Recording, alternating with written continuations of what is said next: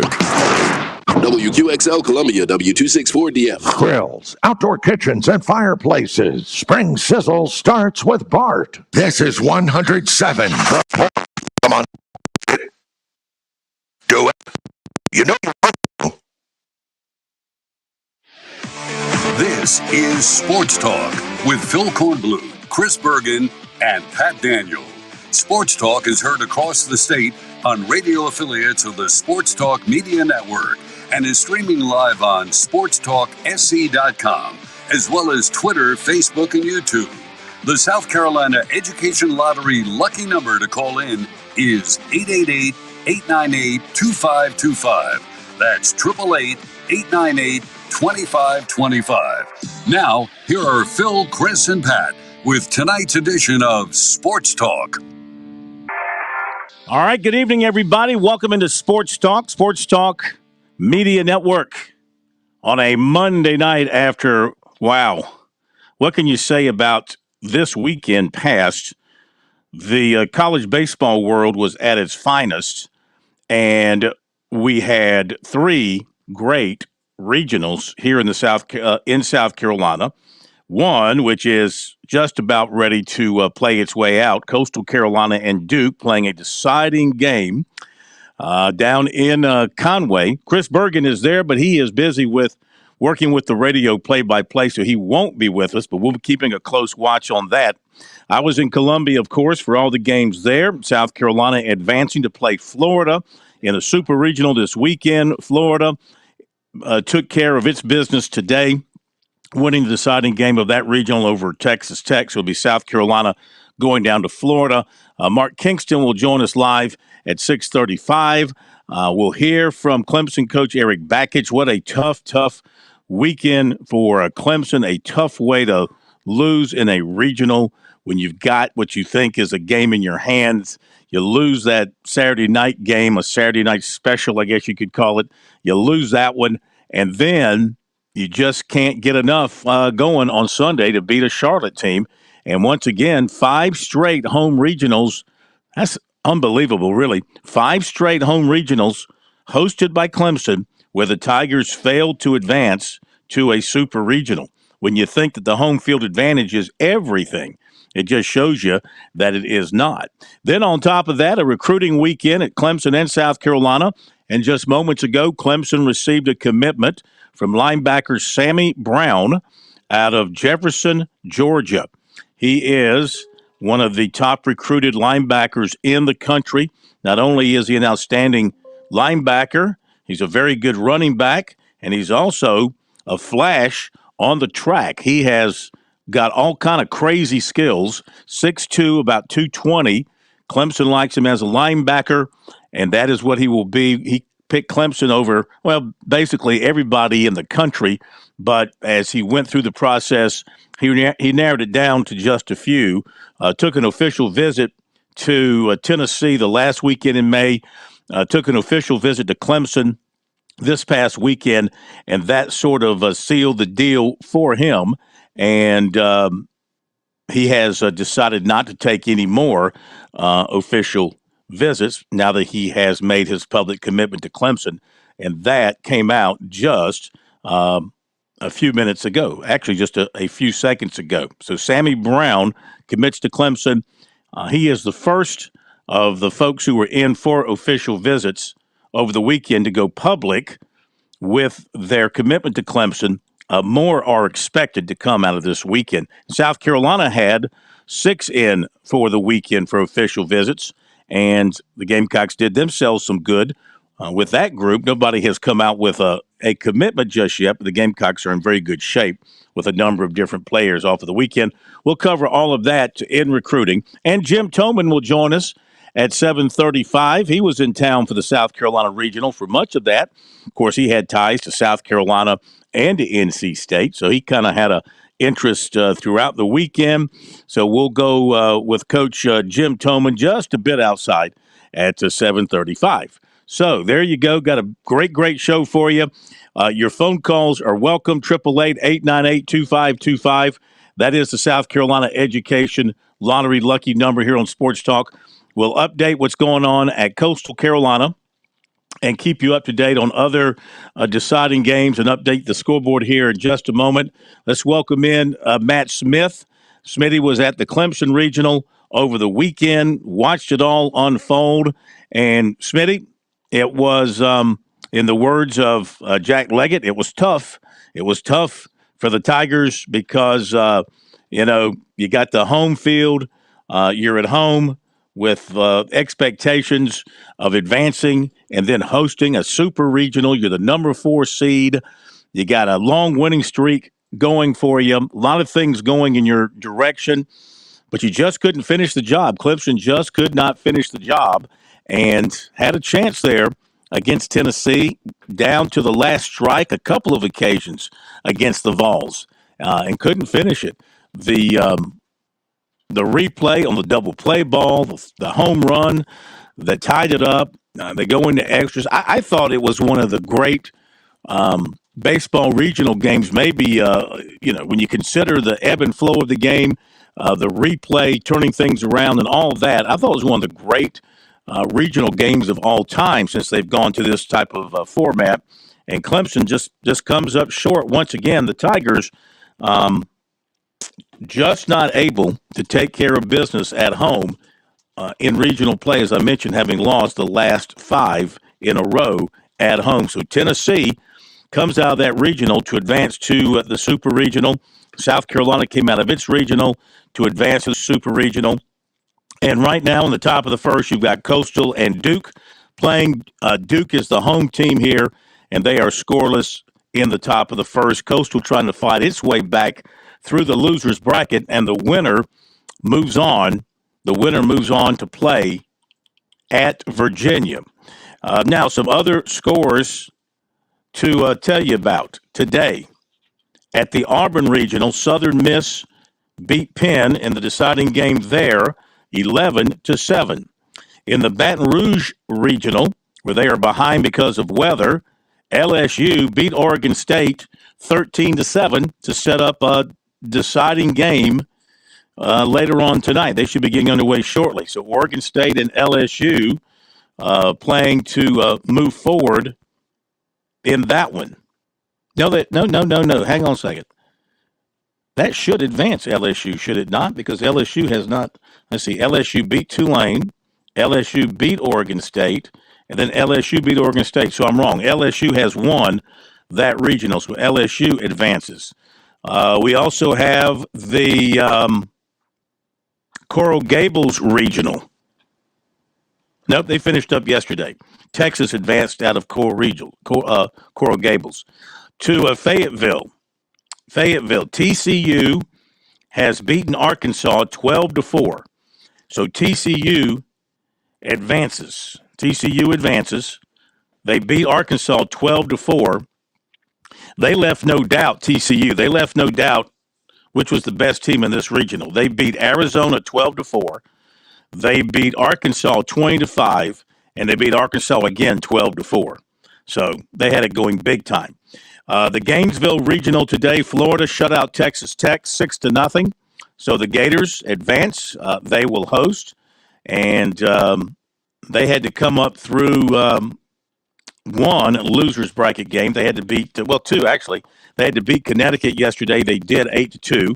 Then they had to beat Texas Tech. They did 7-1, and they beat Texas Tech again today 6-0. The deciding game of the Lexington Regional in Kentucky, it's Indiana and Kentucky, and they are scoreless in the top of the first.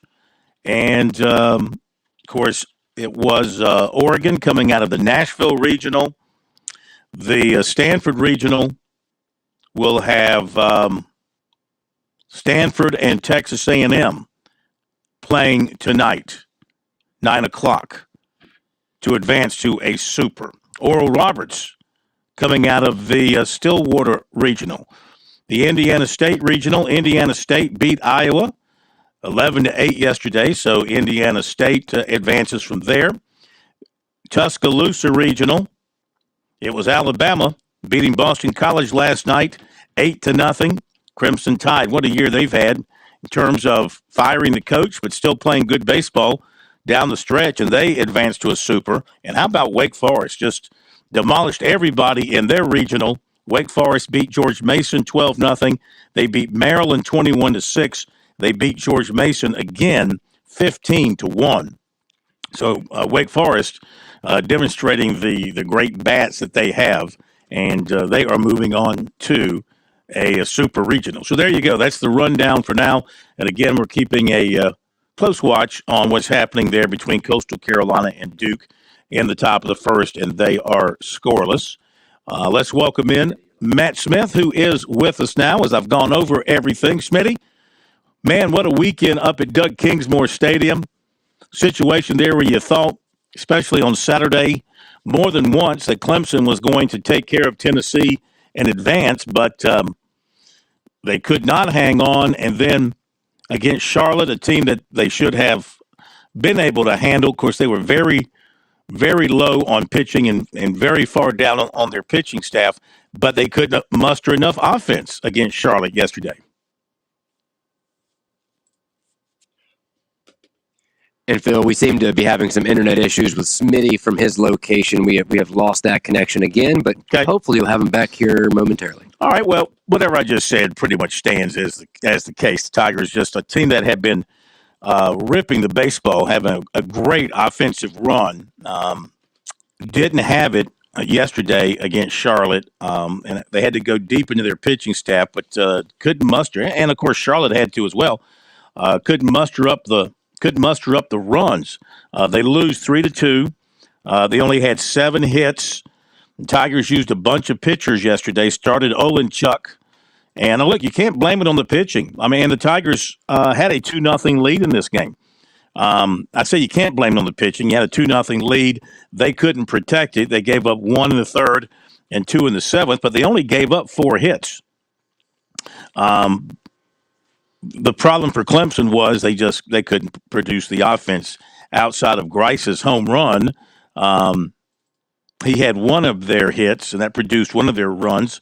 They had one other run, and a team that had been averaging, 8-9 runs a game during their winning streak just could not find it yesterday. Kind of reminded me like NC State when they played Campbell. To think about those Sunday morning elimination games, if you don't bring the juice, if you're not enthusiastic about being there, if you don't recognize your situation and recognize that, hey, we're still in this thing, we just have to go play and play hard and play with some emotion. I thought NC State was totally flat yesterday against Campbell, and Campbell pounded them in the morning game.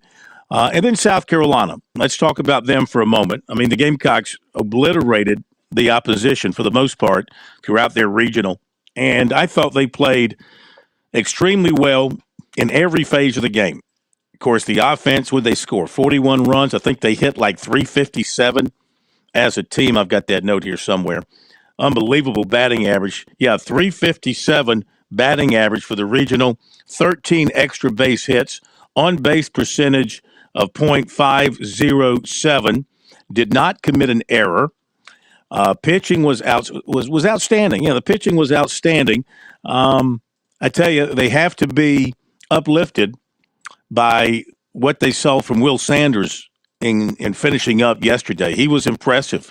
And even though by that point Campbell was pretty beat down, to come in and not mess around and not be sloppy and to throw a bunch of strikes and to seem like he felt good out there, that was very important for South Carolina now moving forward. So with James Hicks pitching as well as he is right now, his last 2 outings, he's not allowed a run. So now you factor James Hicks. You got Will Sanders back. Okay, you got Mahoney. Those right there seem to be the 3 strongest starting pitchers they have going for them right now. And you got Becker and you got Eli Jones. So those are the 5. Those will be the Gamecocks 5 as they get ready to go to Florida for the Super. Now, they played Florida in the regular season, as you know, and they swept them. And the Gamecocks were at their best at that point. They were healthy, and they were 34-6 after beating Florida that weekend in Columbia. And, I mean, they looked like the number 1 team in the country. that particular weekend. They beat Florida 13-3, 5-2, and 7-5, and just played great baseball. Then they had their open week, and then Auburn. They played Auburn. I think that was in Columbia, and they ended up losing that series. But they also started losing some ball players too to injuries. Now they are healthy. You got McGillis back. He's not playing in the field, but he's DHing. He's leading off, and that's fine because Braswell and Wimmer give the Gamecocks, I think, a tremendous double play combination.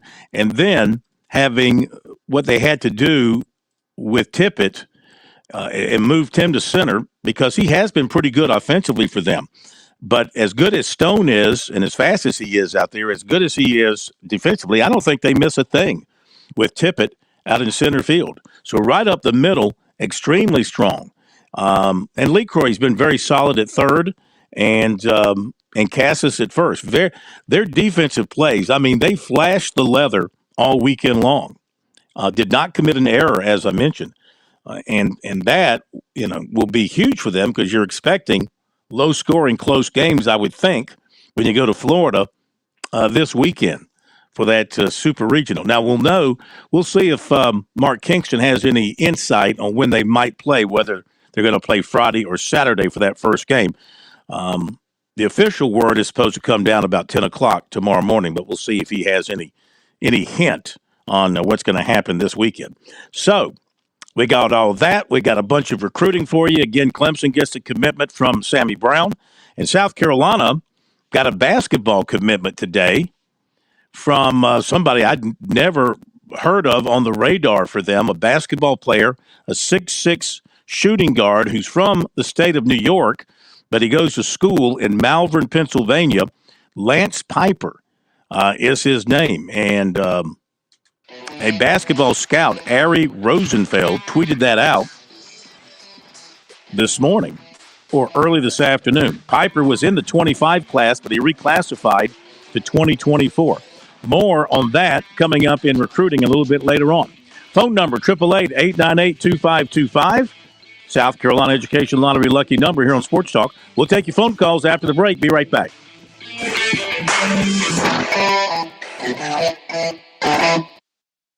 Summer weather has arrived in South Carolina, and you know what that means. Sweet, tasty South Carolina peaches are hitting shelves near you. Most people tend to think of Georgia as the peach state, but South Carolina is the East Coast's top producing peach state, so we know a thing or two about a great tasting peach. The next time you're in the grocery store or local farmer's market, keep an eye out for those sweet, tasty, certified SC peaches. Discover more about the tastier peach state at scpeach.org. George Bryan for Tsunami Bar Sports, our inventor, David Abernathy, has always said Tsunami Bar technology allows us to take the training to the grass. Now I know through my sport of golf that natural agility can be converted to athletic ability. And why is this, Tsunami Robbie? Transferring the training to the grass. This may be the most undervalued characteristic of the Tsunami flexible bar technology. The Tsunami bar action loads and unloads at the concentric and eccentric transition points. This is what we call reversal forces. And the Tsunami bar is the only bar and training device that I know of that can train these reversal forces adequately at speed. Hey, this is Phil Kornbluth. The Tsunami Bar is a terrific training device, whether you're working on your fitness or your golf game. It's convenient, it's easy to use, and you won't feel beat up afterwards. Be sure to click on the digital ad on SportsTalkSC.com and get 5% off any order using promo code BBB5. Don't wait. Order today. Have you turned on the fun? Try Cash Pop from the South Carolina Education Lottery. Pick one number from 1 to 15, win up to $2,500, or play all 15 numbers, and you're guaranteed to win. Play twice a day to double your fun. It really is that easy. Visit sceducationlottery.com to get the details. Cash Pop. It's the light of the party. Score a touchdown with Founders Federal Credit Union. With services like Founders Online and the Founders app, you'll enjoy all the perks of a big bank with local personalized service. Not a member? Joining Founders Federal Credit Union is easy. Visit relaxjoinfounders.com or one of our 37 convenient locations to see if you qualify for membership. Relax with Founders. Terms and conditions apply. Founders Federal Credit Union is federally insured by NCUA.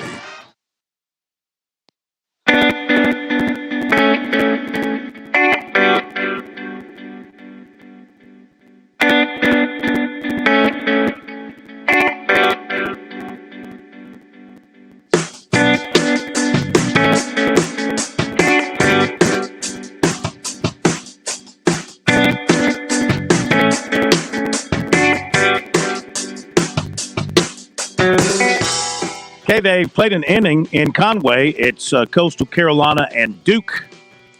They are scoreless. Winners trying to advance to a super regional to play at Virginia.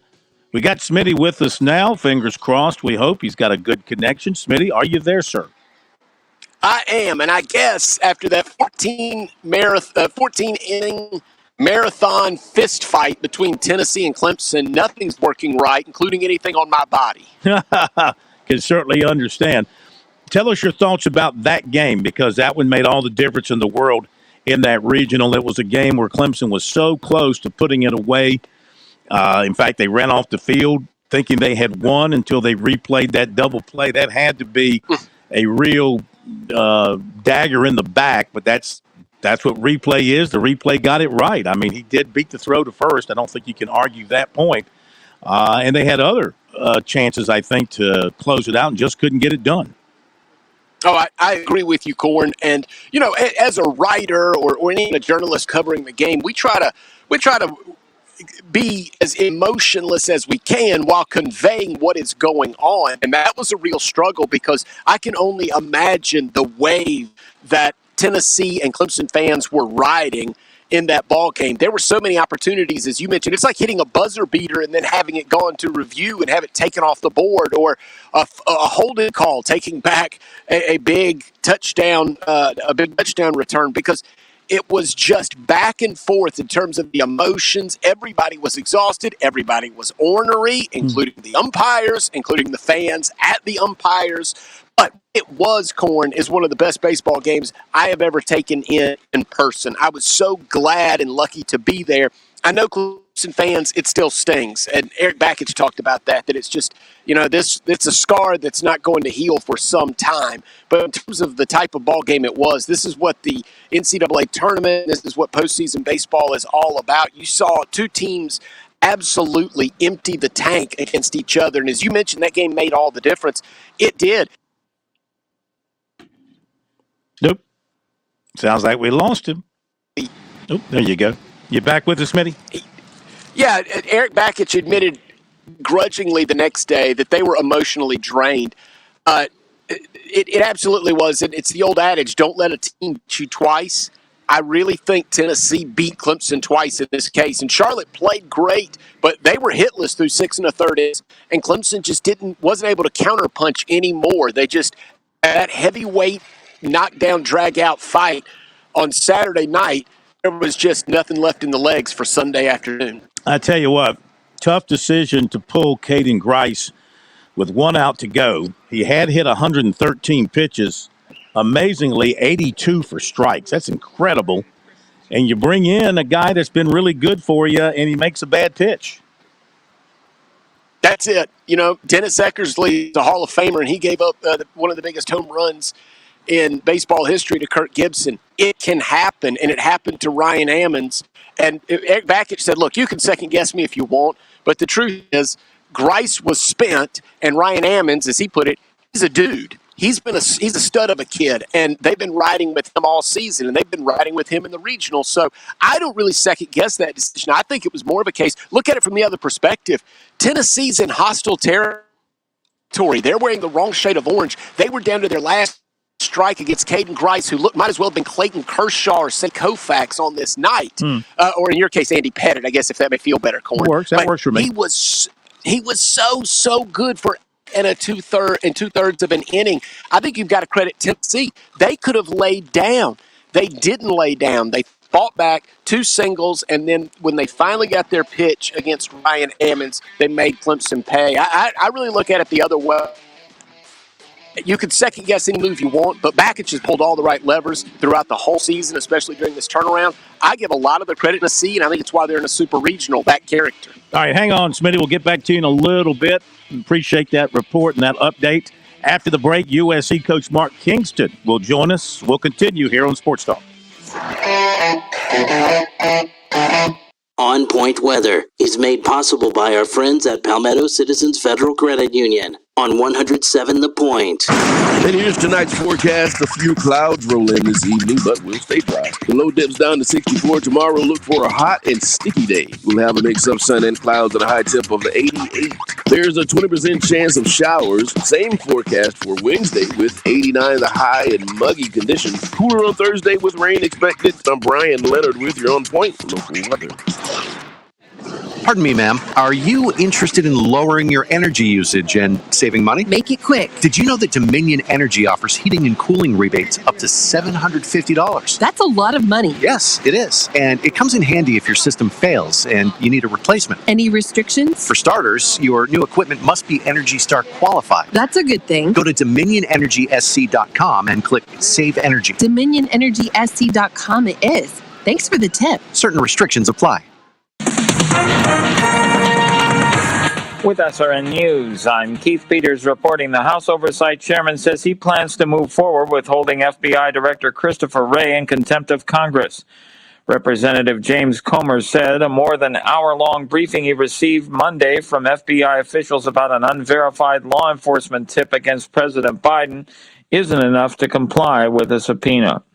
The pilot of the business jet that flew over Washington and crashed in Virginia appeared to be slumped over and unresponsive, the fighter jet's pilots reported, according to 2 U.S. officials. The officials were not authorized to discuss details of that military operation and spoke on condition of anonymity. Authorities say 4 people were killed in the crash in a remote part of Virginia Sunday. On Wall Street, the Dow down by 200 points, the Nasdaq dropped 11, the S&P lower by 8. More details at srnnews.com. Father's Day in the Midlands. Time to celebrate Dad. And did you know it's actually a fact of life? Dads love Shooter's Choice, and dads love a new firearm for Father's Day. Yeah, I've talked to plenty of dads. In fact, I'm one myself. Dads do love Shooter's Choice. And for Father's Day, there's great deals on shotguns, rifles, and handguns. Great gifts like ammo, scopes, and accessories to put a smile on Dad's face. Uh-oh, after what? How about a Shooter's Choice gift card or a day at the range for you and Dad to bond together? Let the friendly and experienced experts at Shooter's Choice help you out. You know, they're actually hunters. They actually shoot. They're great folks working there. This is the time of year to get outdoors. This is the best time to think about the perfect gift for Dad, Father's Day. Hey, online, you can browse at ShootersChoiceSC.com or come on down to Shooter's Choice, Sunset Boulevard in West Columbia. Make your first choice, your best choice. Make it Shooter's Choice. No better time than summer to get out and enjoy South Carolina. And no better time than June to bring a new fur baby into the home. Hello, summer. Columbia's Animal Services offers wonderful pet adoptions in June. You can bring home your new puppy or kitty cat with the adoption fee discounted to $20 from the 20th through the 24th. Visit petfinder.com to choose your new friend. That's petfinder.com, and be kind to animals. Hey, honey, do you remember if Dad took his meds this morning? You know, I'm not sure. He isn't either. Keeping up with his meds is overwhelming. You know, True Pharmacy medication showed me a sample, and it even separates them by date and time of day. Like, really helpful for Dad and for me. Even better, it's free, just for being their customer. True Pharmacy, 1628 Charleston Highway and 3217 Devine Street, or TrueRxSC.com. Hi, this is a unique radio station. We don't have a bunch of huge corporate sponsors, and we're not local radio. We're a locally owned and locally operated station. In fact, we're a family.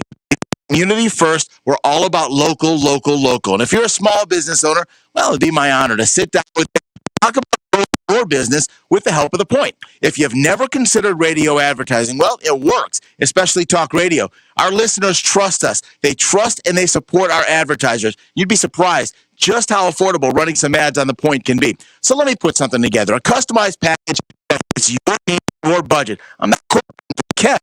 Call me 563-8058 or email me at kev@pointradio.com. 563-8558 or email us kev@pointradio.com. Sit down. Let's talk about partnering up. Let's talk about seeing if we can grow together.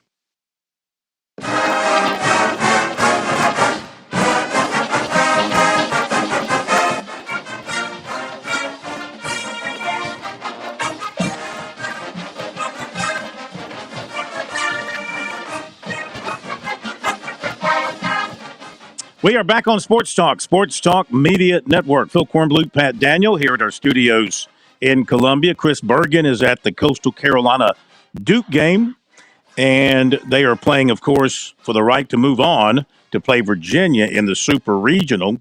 Duke has just scored a home run to a left field, and Duke has taken a 1-0 lead on Coastal in the bottom of the second. Now, today in Gainesville, Florida, the Gators beat Texas Tech, and they got some great pitching, and Tech made a couple of errors. Florida won at 6-0, 6-11-0 for the Gators, 0-4-2 for the Red Raiders. The big offensive player of the day for Florida was the former Coastal Carolina pitcher, B.T. Riopelle. He had a couple of home runs. He had 4 RBIs. And Slater, by the way, started for Florida. He goes to 10-1, 5 innings and 3 hits, 1 strikeout, 2 walks. He hit a batter, 56 pitches, 33 strikes. They really did not have to extend their pitching staff today using 3 pitchers. So they'll be in good shape.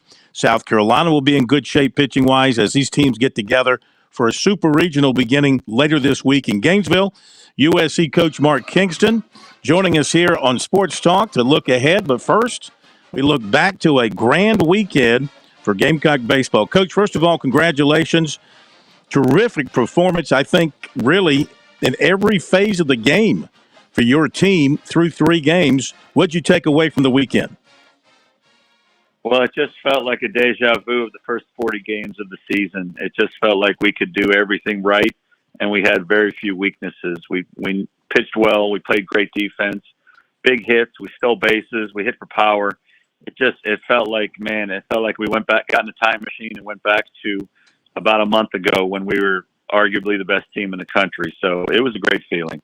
And that point, you had just beaten Florida 3 in a row in Columbia. You had risen in the polls. I think you were number 1 in the RPI. But then bodies started to drop, and they kept dropping. And it took a little while for things to kind of bottom out to where you could start building things back up. How did you personally kind of hold things together as the leader of the team while you were going through all that, knowing what you had before guys started going down? Well, I said a lot of prayers at night, number 1. And then after that, I just had to have faith in our athletic trainers that what they were telling me would be true, that we could get these guys back for the NCAA postseason. And I just had to have faith, and it's hard to get back. And the Will Sanders of the world and the Braylon Wimmers and the Lee Croys and the McGillises that, just kept holding available. And you saw what we look like when Will McGillis is at the top of the lineup, and you saw what we look like when Braylon Wimmer can play shortstop. It's an outstanding, exciting team. So that's how I just could get it back. And if we did get the guys back on the field, that we could recapture that greatness that we had early. Well, when you talk about being strong up the middle, beginning with Messina behind the plate, and then what you've got at second and short, and then you had to make a decision going into the postseason about what to do in center, and you've kept Tippett in the lineup, put him back in the outfield at center. Strength up the middle, is that how you see this team now defensively with these guys all healthy and able to play? Yeah, I do. And you can't find really good teams that aren't really strong up the middle. That's part of what makes great baseball teams.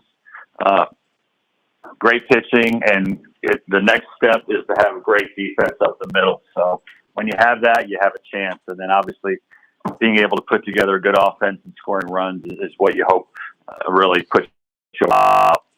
Mark Kingston with us, USC baseball coach. I think two real positive signs for you, too, coming out of the weekend. Cassis, the way he was swinging the bats, had a great regional MVP. And then Will Sanders coming out and looking really sharp for you. How does that make you feel to see what those guys were able to do, and what does that mean moving forward as you look ahead to Florida? Well, it means you have a chance to beat anybody. And again, we're going to be playing a great opponent on the road, a team that'll be out for revenge with the way we beat them when they came to Columbia this year.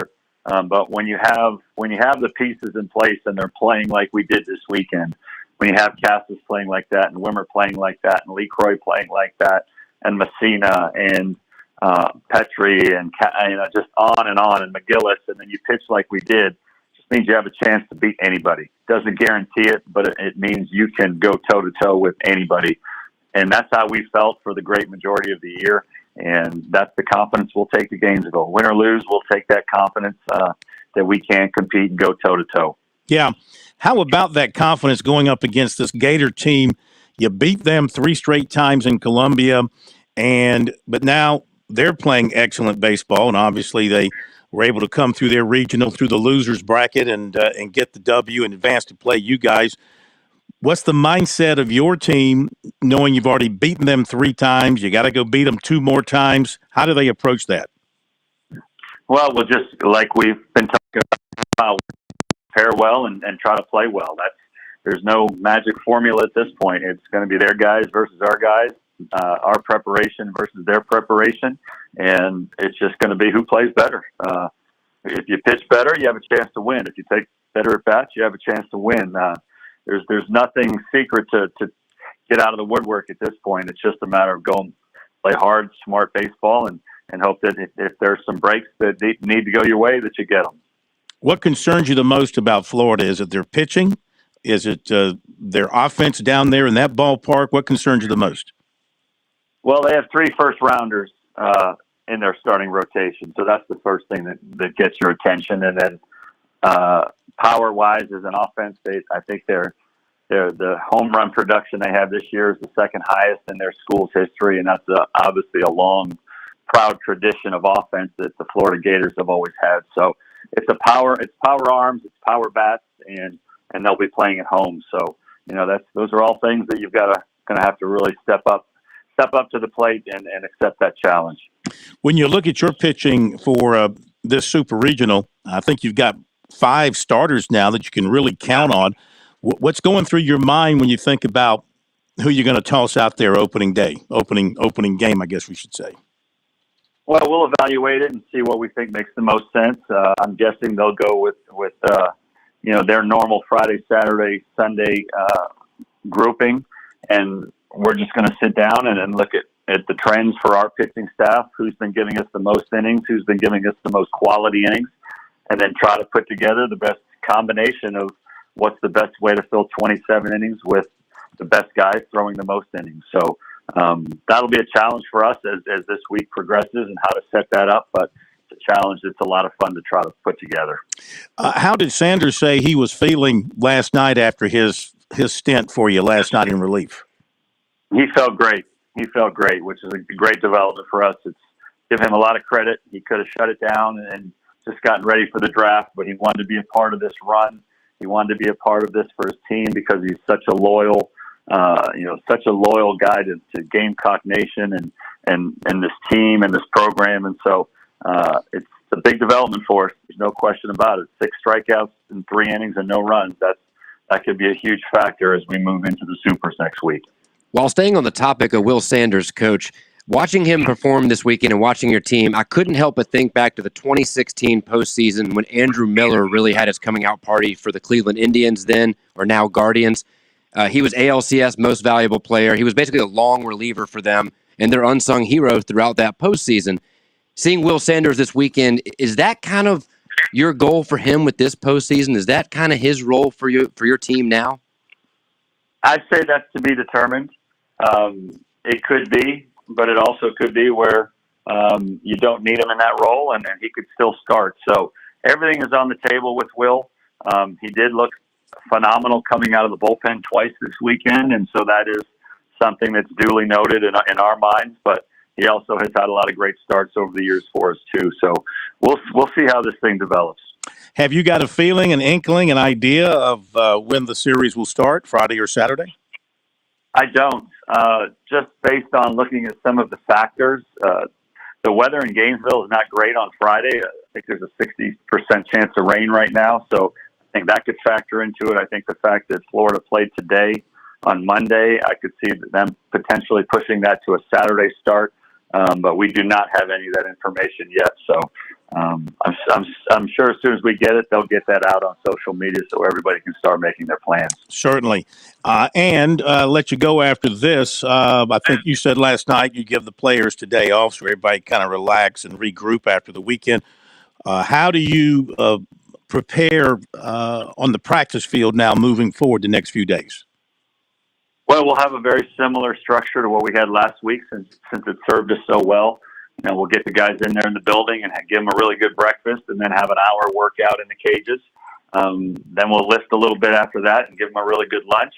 And then after lunch, we'll do a little bit of defensive work in the afternoon and feed them a good dinner. So kind of a full day, but not an overly taxing day. And then it also gives us the chance to feed them a lot of good food through the course of the week, which, you know, hopefully keeps them strong for the weekend. I think I lied. One more thing, we'll let you go. Going back to 2018, you got the Gamecocks to a super regional at Arkansas, and in that particular year, you got the Gamecocks, if I remember correctly, you got them right to the third game and went 3 games, so you were a game away from Omaha. What do you recall from that super, and maybe some things you learned that might help you? Is there anything you take away from that might help you here some 5 years later? Not really. I thought that year we were hot late, and we really rode that into the postseason. We stormed through the East Carolina Regional that year, and we went into Arkansas playing what was probably the best team in the country that year in their place. They won game 1, we won game 2 with a chance to go to Omaha in game 3, and Carmen Majinski, who was a freshman at the time, got the start. And it didn't go really well for us there. I think Arkansas got out to a quick start and kind of ran away from it. But in terms of preparation or, you know, any of those things, I think what we do is what we do. And it's going to be a matter of who plays the best for 3 days. Well, we look forward to it. It's going to be a lot of fun this week, talking about it, previewing it, and have a great week of practice. We'll be talking to you later on in the week, and then we'll be down there in Gainesville to cover you guys. So thank you so much for the time tonight. Congratulations once again. Look forward to talking to you later in the week. Thanks, guys. My pleasure. Thanks, Coach. Coach Mark Kingston. Yeah, that third game at Arkansas, June 11th, 2018. Arkansas won it 14-4. They put 5 runs on the board in the first and 2 runs in the second. So the Gamecocks were in a 7-0 hole. Majinski went an inning. He's a terrific player, remember. Terrific pitcher. He only won an inning. And then it was to the bullpen. Lawson, Chapman, Demurius, Gilreath, the other Chapman, and Coyne. The Gamecocks never really could mount much of a rally. Fell behind 7-0. Cut it to 7-2, became 8-2, became 13-2. So, yeah, they were hammered there in Game 3 after winning that Game 2 in Fayetteville, and of course that gave you a chance. They won that second game 8-5, lost the opener 9-3, and so now they go to Florida, hoping to take that next step. For Mark Kingston in his what is this? His 6th year, 18, 19, 20, 21, 22, 23. Of course, you throw out 1 year for COVID. 5th full year, 3 regionals and now 2 super regionals. And I don't know. I think most people looking at things sensibly and logically would feel like that's pretty good results in this age of college baseball, because it's just, especially in the SEC, it's just difficult. As he has pointed out, and it's obvious to everybody, your last 2 national champions, Mississippi State and Ole Miss, both in the SEC, didn't even make the SEC tournament this year. So it's a topsy-turvy sport year by year that will remain that way for the foreseeable future because of the turnover of the rosters. because of the draft, because of transfers, and because of the transfer portal, and the players coming in from the portal. So teams will be up and teams will be down. Injuries, pitching, the nature of the sport, the way it is, teams are going to be up and teams are going to be down. So when you make it to a regional, that is something to really celebrate. And I know Clemson fans are down. They're down because they thought they had a great opportunity the way the Clemson team had been playing the last month, did not lose a game in the month of May, and they basically had a June swoon here over the weekend. At home in a regional, had over 6,000 fans. I don't know where they put 6,000 fans there at Doug Kingsmore, but apparently they did Saturday night, and thought you had a W there, but it didn't happen. And disappointing finish for them, but Eric Bakich has taken over the program, and he's at least maintained it. I can't say, obviously, he didn't take it another step. Well, I guess he did because they didn't go to the tournament in Monty Lee's last year, so I guess he did kind of return them to some national prominence. But the Tigers are in a long streak of making regionals but not getting to a super regional. I mentioned 5 in a row at home.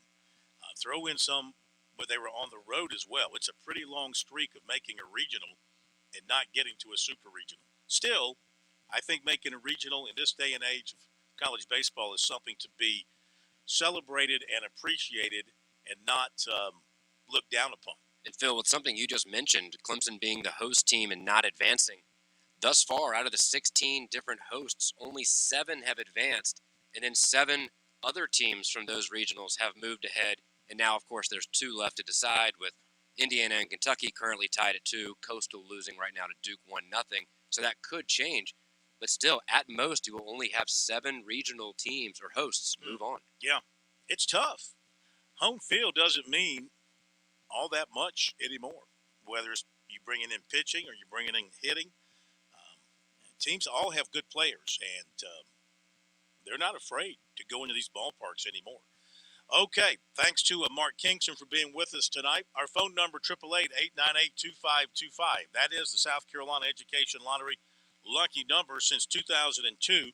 More than $6 billion in lottery proceeds have been used to support South Carolina educational programs.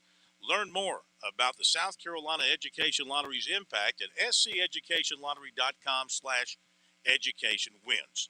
Playing for fun is a win for education. To the phones we go. Love to have your phone calls tonight. We go to Gamecock Larry in Swansea. Feeling pretty good tonight. Gamecock Larry, welcome in. How are you? Good afternoon, Mr. Phil.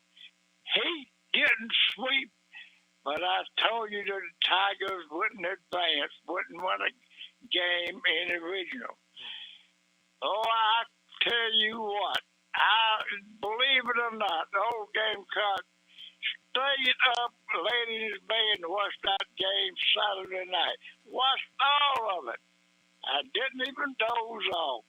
Before when Clemson, well, another guy on another show called me Larry Revolve because I was going to pull for the ball. But I told him this morning, I only had to pull for the balls one night because the 49ers took care of business the next day. But also the 49ers beat the Gamecocks twice this year. So all I got to say, all you Tiger fans, this makes 10 regionals that I can remember. 10 regionals you have at home, and you have not advanced out of either one of them. That's pretty bad. But let me tell you about my Gamecocks. We're going to Florida. Friday or Saturday. Don't make no difference. We're coming down there to play ball. And I'm going to tell you, it's going to be a good one. But if we play like we played in the last 3 games, we going to Omaha. Going to Omaha, Mr. Field. I ain't heard you. I don't have no laughter in you. Yeah, I hear you laughing at the SEC. Boy, we've lost quite a few teams. That's okay. Gamecocks is going to Omaha. Clemson is staying in. Whatever. Clemson is staying home. But old Gamecock will feel good like an old Gamecock should. But I want to let you know, Mr. Field, I love you. I love all of y'all. But I'm going to tell you, I've got my radio on, and I want to listen to what you got to say. Woo! Go Gamecocks! See you in Omaha! Larry, thank you very much. I love it when Larry's feeling good. I love it when his meds are right and they're working because he's in a good mood. Look, they're 2 games, they're 2 wins away from going to Omaha. Why can't they feel that way? Hey, don't shortchange it. They've earned the right. We've said all along, a healthy South Carolina baseball team is a good baseball team.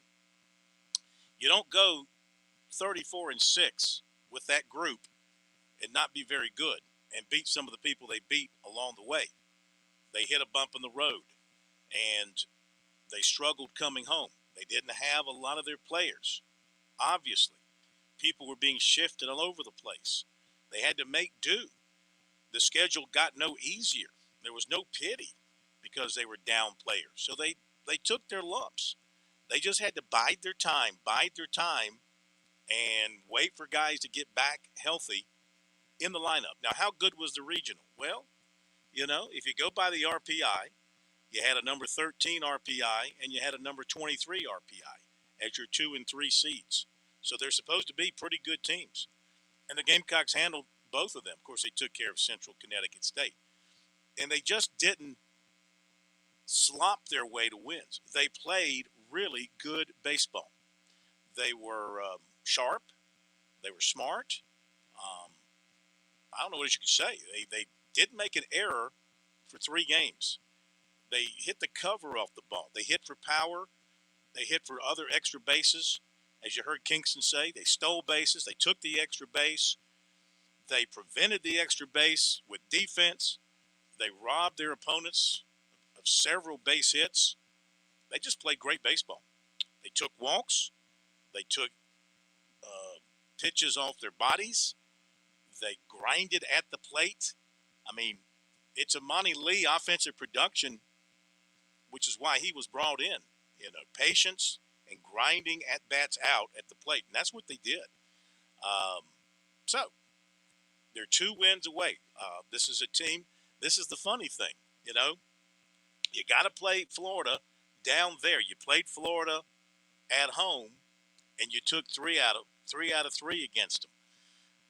But Florida went on to have, because South Carolina struggled, of course, coming in the rest of the way, Florida went on to have an excellent rest of their season to where they won a share of the SEC regular season championship. They finished 20-10 in the SEC. 3 of those losses came to South Carolina. They were fantastic at home. They were 30-6 in the regular season at home.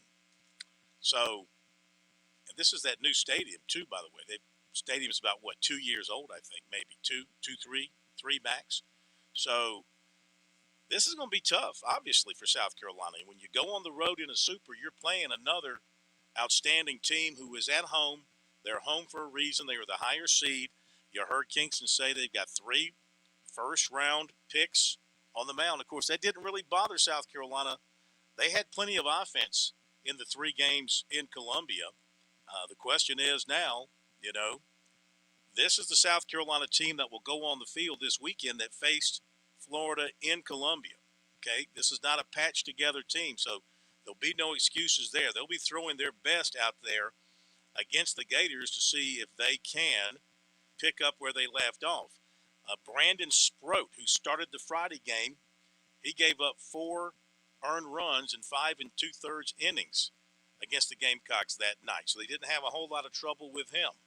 Then game number 2, the Gamecocks won it 5-2. It was Hurston Waldrop who gave up 5 earned runs in 6 innings as the Florida starter. So again, Gamecocks didn't have a lot of trouble solving him. In Game 3, the Gamecocks won 7-5, and it was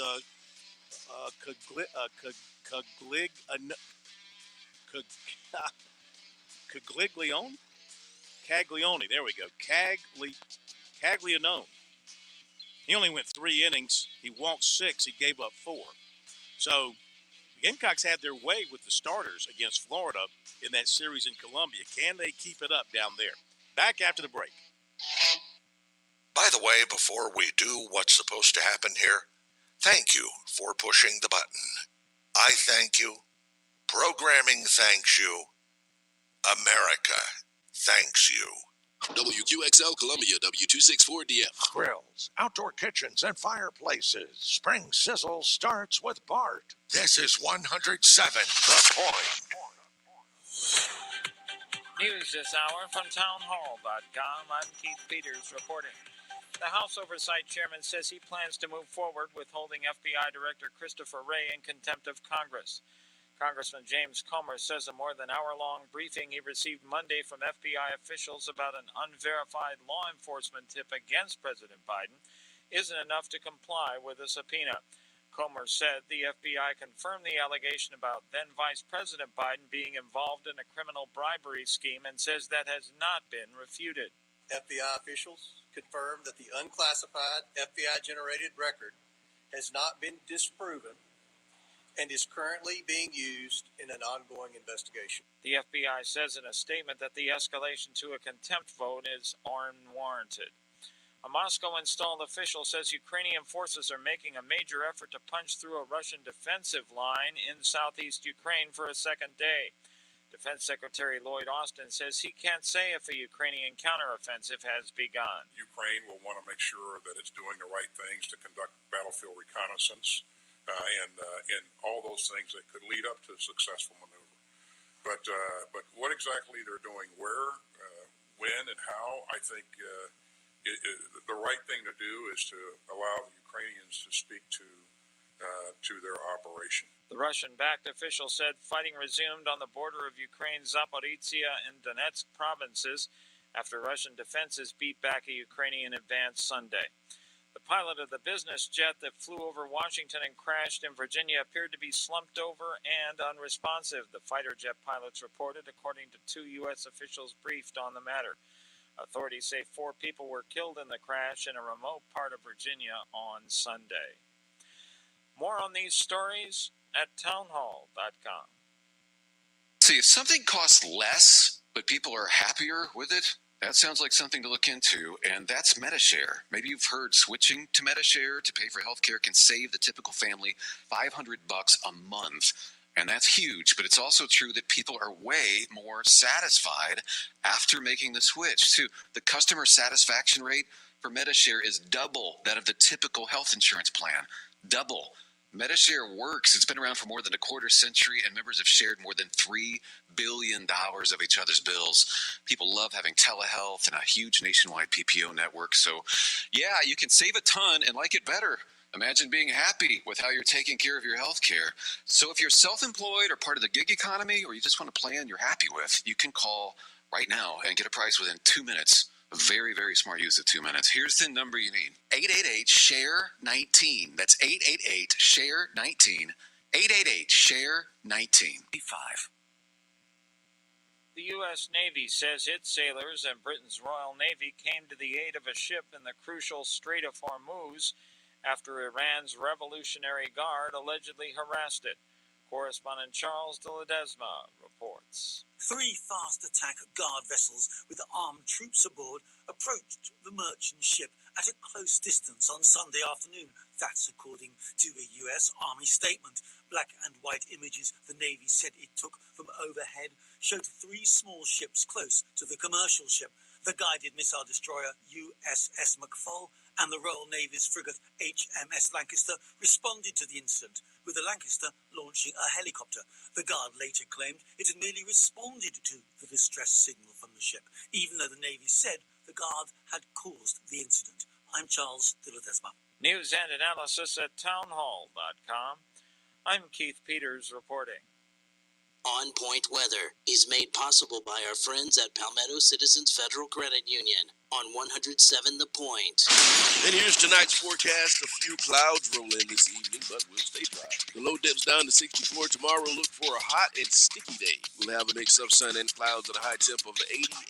There's a 20% chance of showers. Same forecast for Wednesday with 89 the high and muggy conditions. Cooler on Thursday with rain expected. I'm Brian Leonard with your On Point local weather. WQXL Columbia, W264DF. Grills, outdoor kitchens, and fireplaces. Spring sizzle starts with Bart. This is 107. Please press button now. No. 1.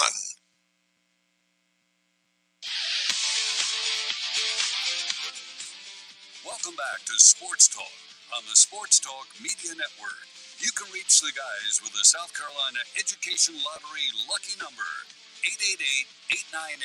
888-898-2525. That's 888-898-2525. Now back to Phil, Chris, and Pat with the second hour of Sports Talk on the Sports Talk Media Network. Okay, we're back with you on a Monday night. Good to have you with us, Phil Kornblut and Pat Daniel with you. And so, during the break, I chastised myself for overdoing it on the name. It's Jack Caglione. I was trying to pronounce every letter. Caglione, but it's just Caglione. Jack Caglione.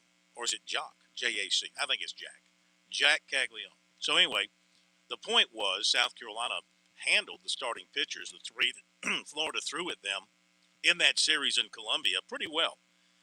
But now it's a whole different world going down there, and the Gamecocks will testify that having the home field behind you, the home crowd behind you, will make a heck of a difference.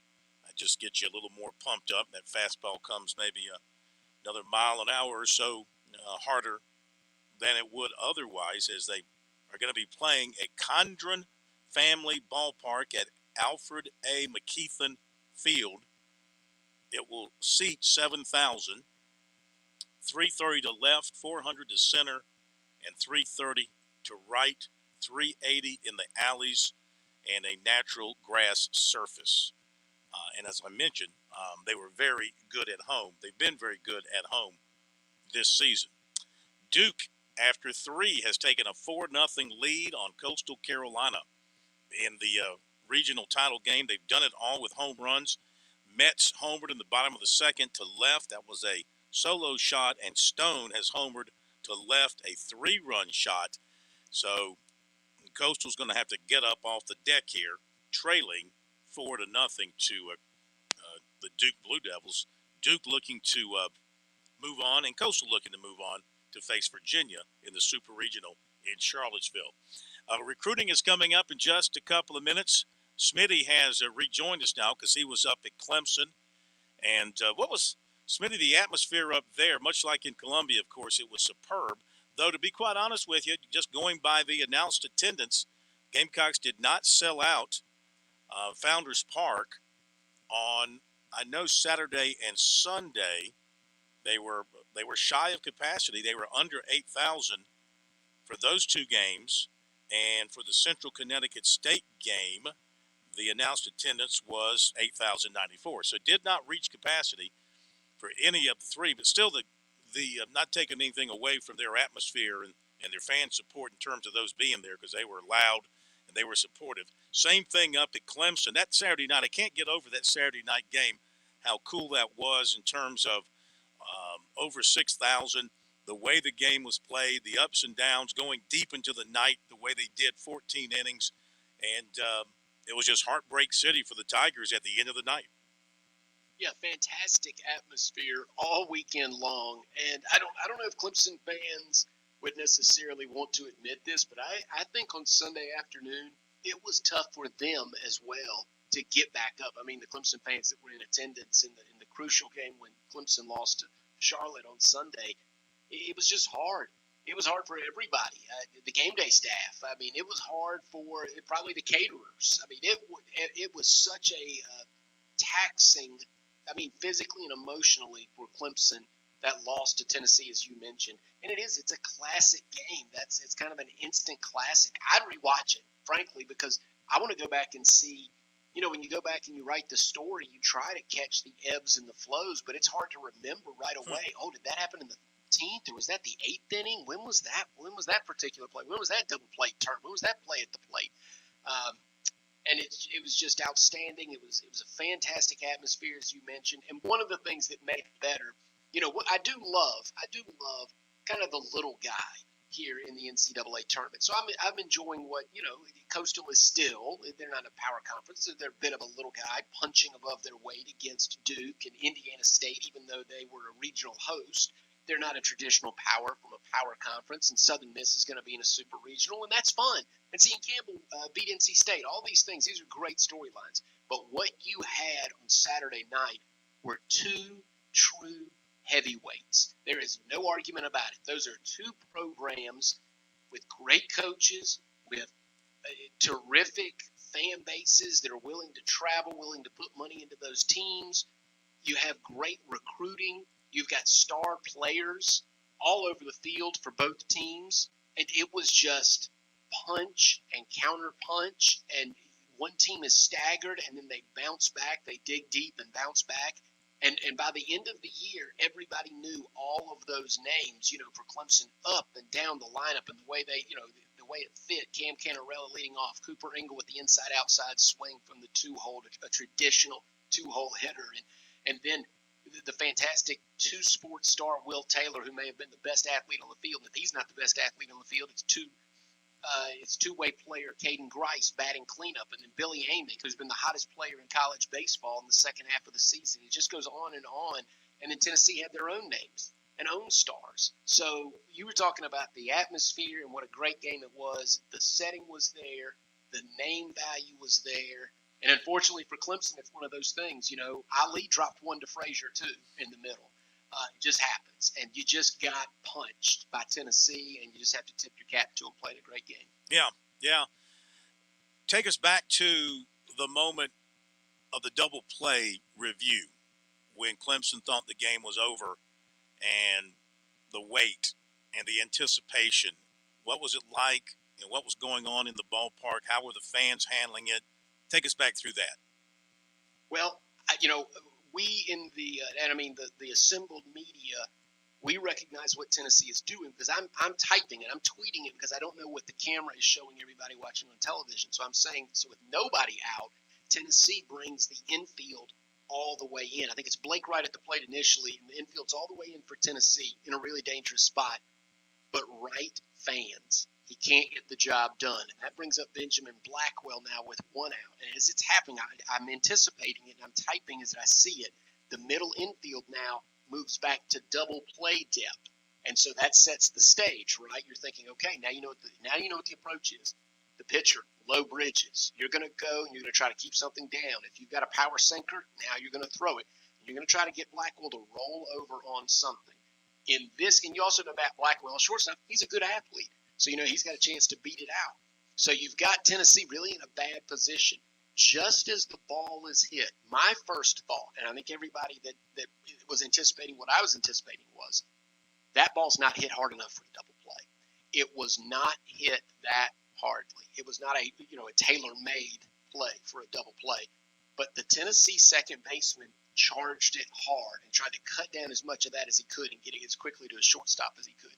And as the play is happening at first base, when I see it, and I think most people in the stands see it, if they're honest, they could not tell you right away whether he was safe or out. And this is one of those times, I know you're not a fan of replay, but it's one of these times in particular that my head jerked up toward the feed in the press box because I wanted to see it again. And from my angle, I really couldn't tell, and I would not have wanted to be in that umpire's shoes. And then when I saw the replay, it just took me once to see Blackwell was out.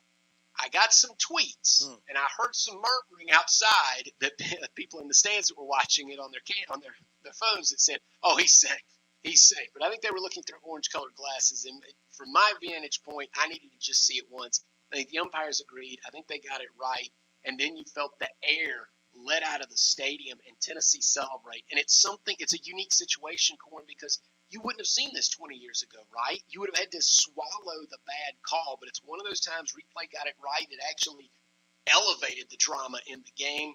And that I really do tip my cap to Tennessee, because if you think about what they faced, nobody out, bases loaded against Clemson, who was arguably the hottest offensive team in the country at that moment. They slowed down and struggled, scored only 3 runs in the final 18 innings against Tennessee relief pitching in Charlotte. But at that moment, they were one of the best offensive clubs in America, and they got out of that bases-loaded jam with a strikeout and a double play, and it was really a turning point.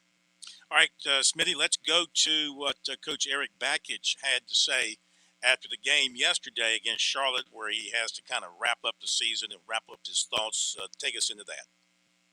Yeah, Eric Bakich, like the players, like the fans, like me, emotionally drained, and you could see it, and he used that phrasing. So he's wrapping up the season, and you're going to hear Coach Bakich talk about it and talk about the decisions he made. He went with Ty Olenchuk at DH and on the mound, and you could argue with some of the things that he did from the extra inning game against Tennessee all the way up to the Charlotte game. But he knows this club, and he had pulled all the right levers in that 17-game winning streak.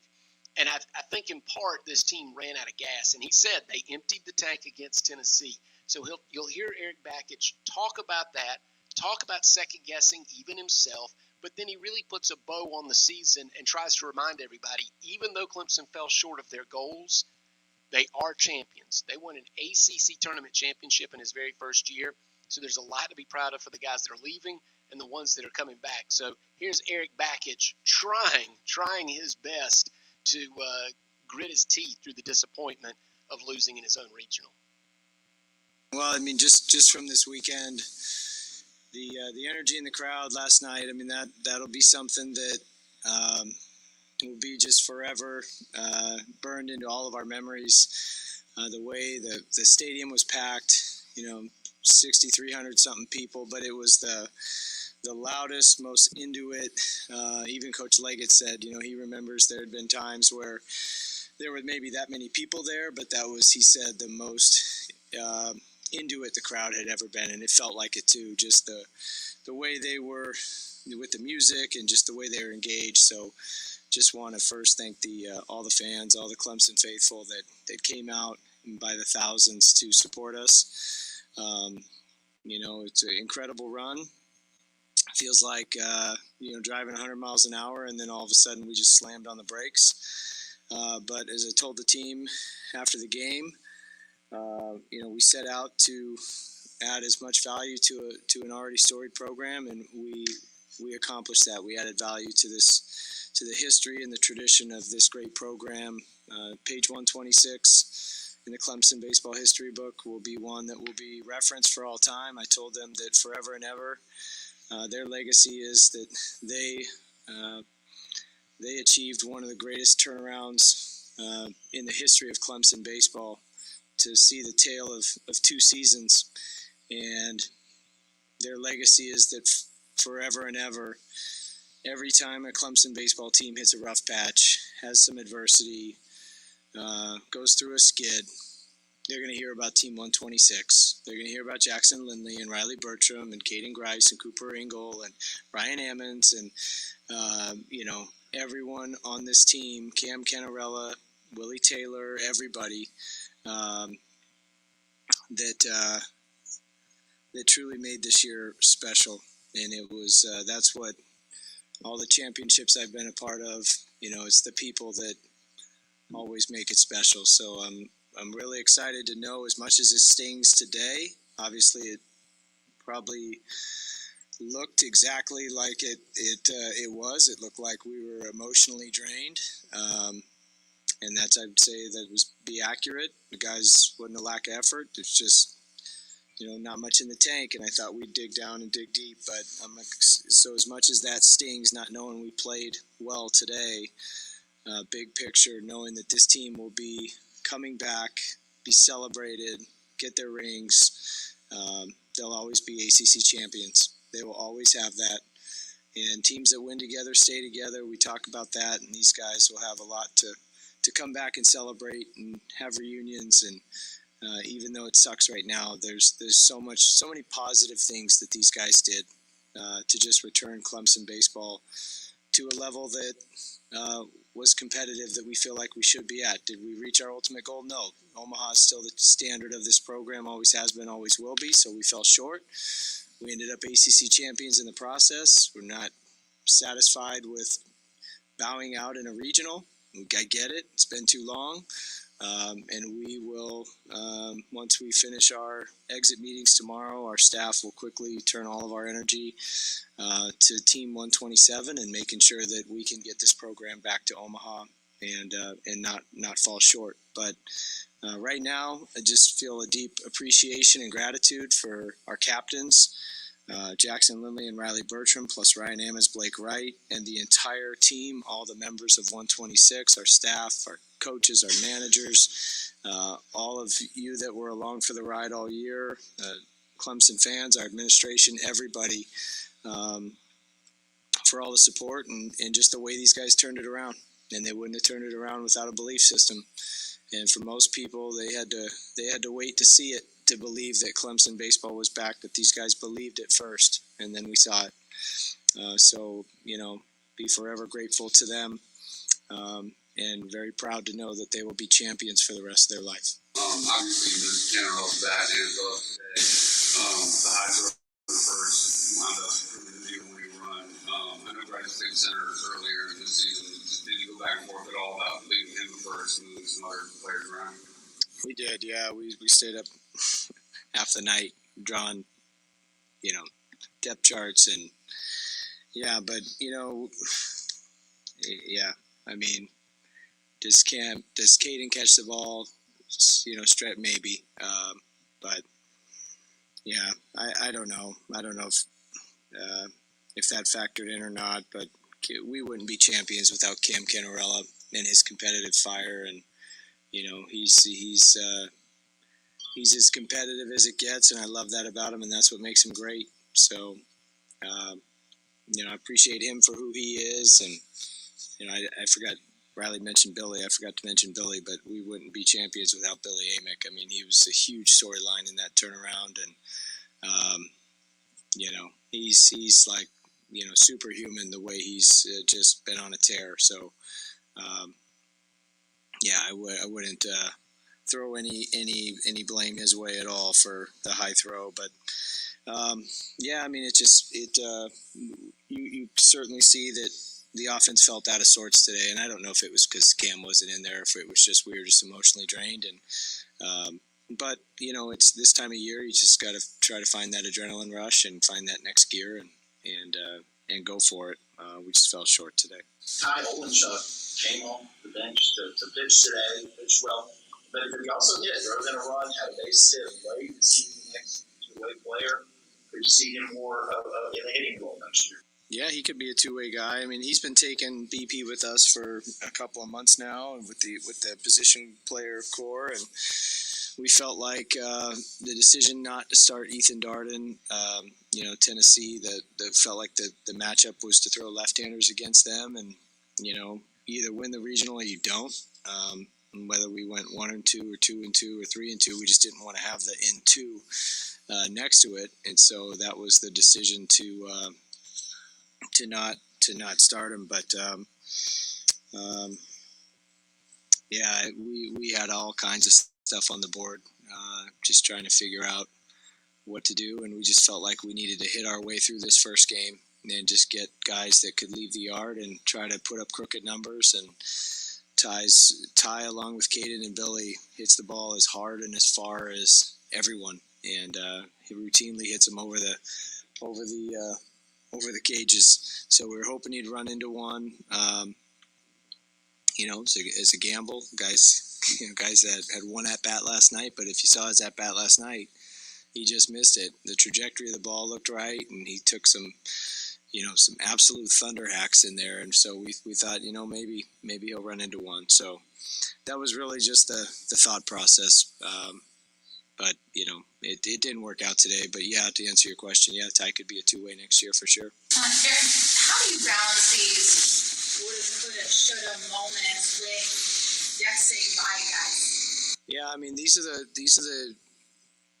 anytime you're not the last team standing, you're going to have, these scars that don't heal, and those go back a long time, because you just look at what could you have done, what should we have done, and everybody's going to want a Monday morning quarterback that certain decisions, should have thrown this guy, should have taken him out, should have left him in, should have bunted, should have swung away, whatever. But you just got to live with it and move on, and that's where the resiliency of the players is special, because they have a short memory and they can put it behind them quickly. And I think as coaches, we'll probably go through that game last night thinking what could we have done different to come out on top.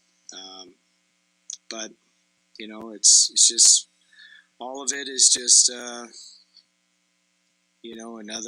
another repetition that calluses the mind and makes you better. And this program will be better for it, even though it sucks right now because it's an opportunity missed. But yeah, I mean, it's real easy to play the woulda, coulda, shoulda game, and that's, Riley's heard me say this for a lot of years. Only the losing team says woulda, coulda, shoulda, right? And so it just didn't happen, and we're not going to make excuses for it. We just didn't get it done. But as coaches, I think that's where we'll beat ourselves up a little bit for every little decision. Okay, Eric Bakich calluses the mind. Smitty, that's a good phrase, I guess, when you overthink things. You callous the mind. And, yeah, I'm sure they'll be beating themselves up for a few more days over what they didn't get done. A golden opportunity this weekend at home to advance to a super regional. But you know how history repeats itself. So Jack Leggett comes to Clemson, 94, wins the ACC tournament, and can't get past the regional round in his first year. Monty Lee, in his first year, wins the ACC tournament, can't get through the regional round. And now Eric Bakich, in his first year, wins the ACC tournament, and can't get through the regional round. Now, there's hope, because the second year under Jack, they went to Omaha. So depending on what kind of team comes back for Clemson, Smitty, and how much do you expect to be back next year, depending on who comes back and who they pick up out of the transfer portal, John, and what they add through the recruiting class, that will, of course, tell us what kind of team they're going to have in 24 and just how far they might go.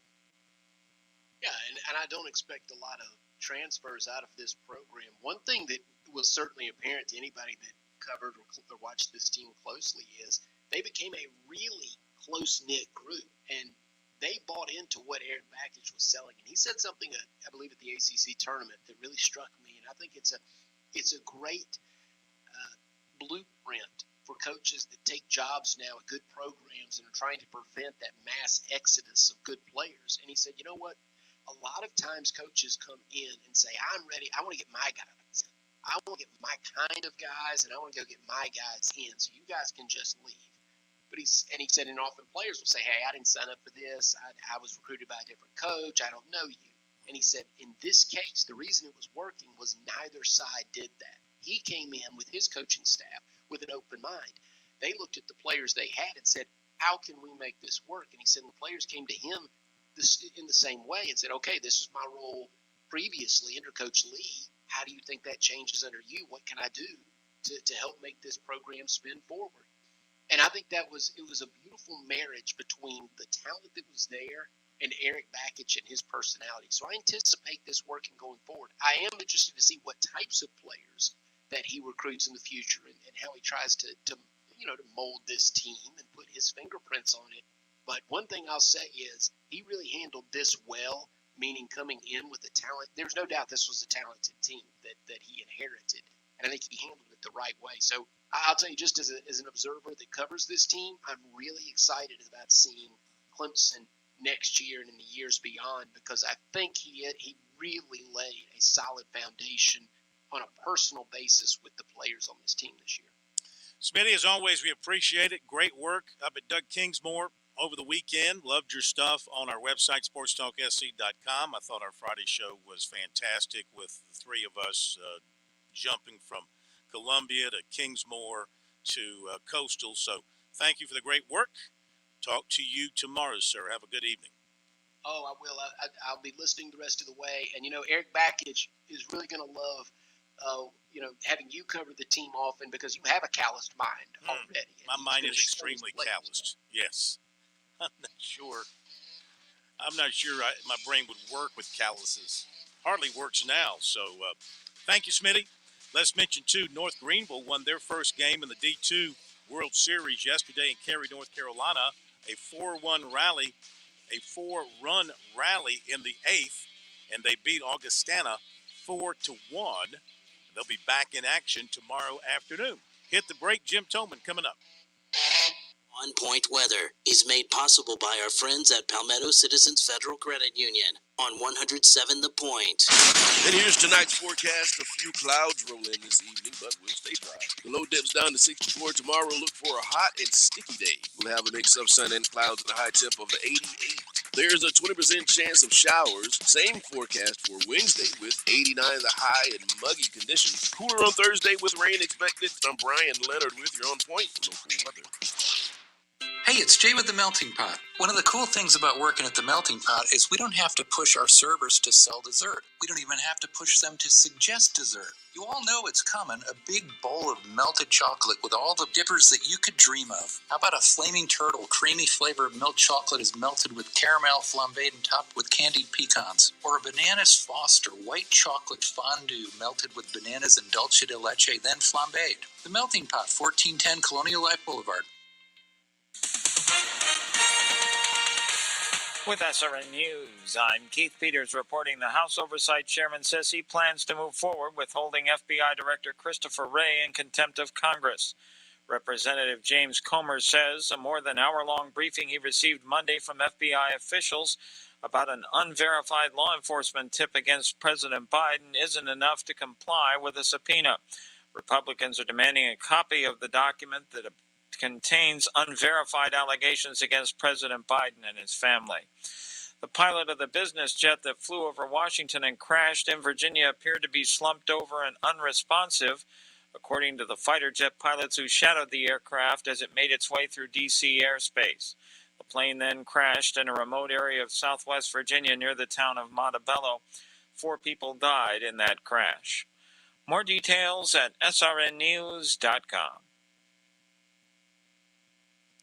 Are you getting a tax refund? You've been waiting to put those new hardwood floors in? Or is it that luxury vinyl plank that's so hot right now? It's time to call the flooring department. Stretch your dollars here. The flooring department doesn't have a huge multi-million-dollar showroom to pay for. They keep your prices down and your quality up. Look, we all buy from the same manufacturers, so why pay more? Online at theflooringdepartment.com or call 951-3567. That's 951-FLOR.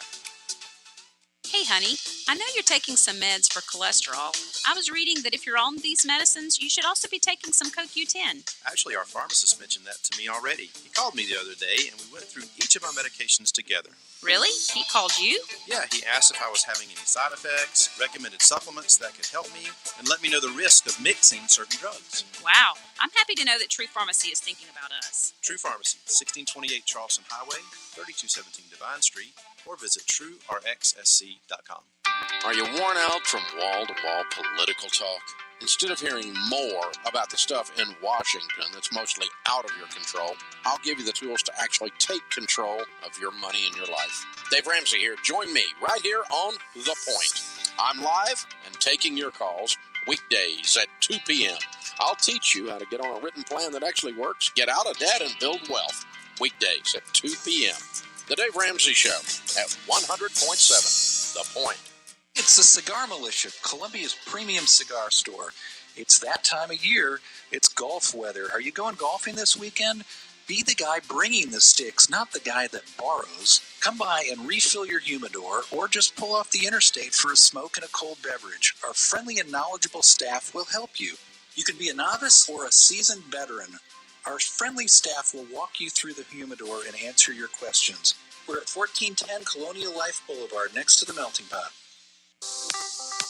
Everyone seems to be hiring these days, but are they good jobs where there's potential for growth? What about on-the-job training and competitive wages, including health insurance and a 401k plan? Professional Printers is looking for their next star. They're a local printer with 2 locations, 130 employees, and a national clientele. If you've got a good attitude, want to learn some great skills, and work in a positive environment, reach out on proprinters.com or apply in person at 301B Greystone Boulevard.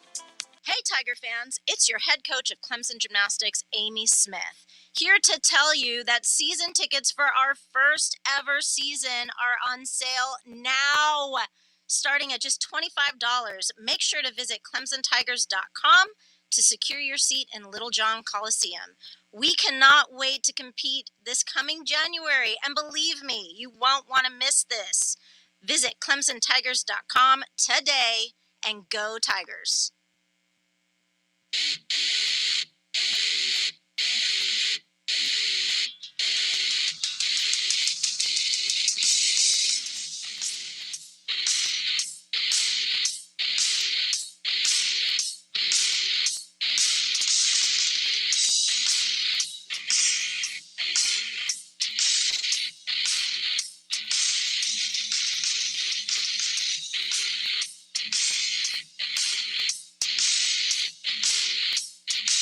We are back on Sports Talk, continuing our talk about baseball. From over the weekend, what an extraordinary weekend it was, baseball-wise, and it continues as we wrap up the regionals across the country with just a few more games today. One of them over at Coastal Carolina is not going well for the home team. Chanticleers look like they're going to be one of those home teams not able to advance, as Pat pointed out. We've got a bunch of the number 1 seeds failing to advance. We'll ask Coach Toman about that in just a moment. Duke is leading Coastal now 6-0. The Blue Devils with a pair of home runs and now a 2-run single. They are in the bottom of the 4th. There's still time for Coastal, but they are digging a big, big hole. It is 6-0 Duke over Coastal Carolina. You've got Kentucky and Indiana. They are 2-2, and they are playing in the top of the 6th. And that is the only other game going tonight. Texas A&M and Stanford will play for the right to advance to a super regional. Monday nights bring us Coach Jim Toman. Just what you got, Pat? Just real quick, we have a breaking story right now out of Athens that the Georgia Bulldogs are finalizing a contract with LSU pitching coach Wes Johnson to be their new head coach, replacing the recently let go Scott Strickland. So okay. Yep. Going to a great program to find their next head coach, that's for sure. Going to LSU. Okay. It is time for Coach Jim Toman for our segment we like to call Just a Bit Outside. And we welcome Coach Toman to Sports Talk once again. We saw him over the weekend in Columbia, had to fight through a bunch of autograph seekers and honey babes to get to him. But he was there nonetheless to greet us. Good evening, Coach. How are you? I'm doing great. I just got back to Murfreesboro about 2 hours ago. You know, you guys have a 15-minute ride from Founders Park to home, and I had to drive 6.5 hours. How about that? Well, I tell you what, you attracted quite the following over there at Founders Park. Interesting weekend for you because, of course, it was South Carolina and NC State, and you have very strong ties to both programs. Yeah, I played at NC State, and they were dumb enough to give me 2 degrees at NC State, and I also coached there with Coach Tanner for 7 years, and obviously I coached at South Carolina.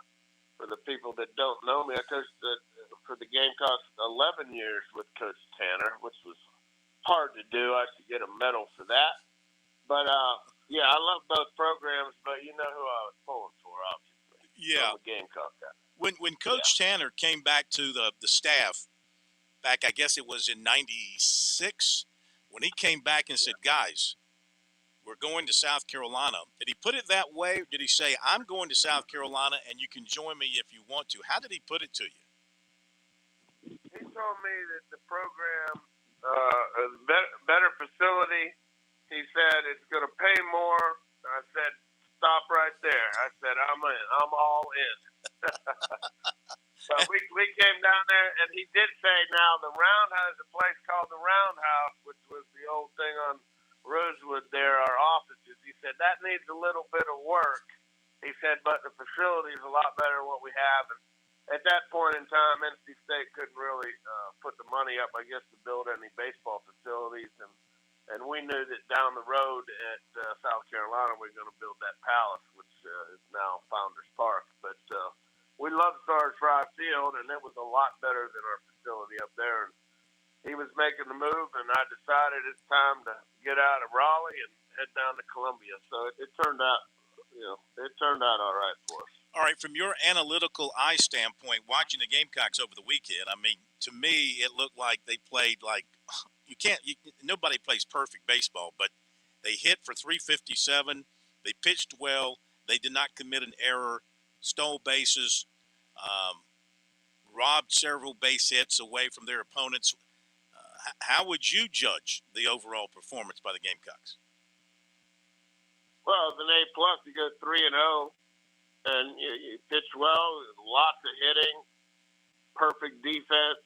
You got to give Coach Kingston and staff a lot of credit for having them guys ready.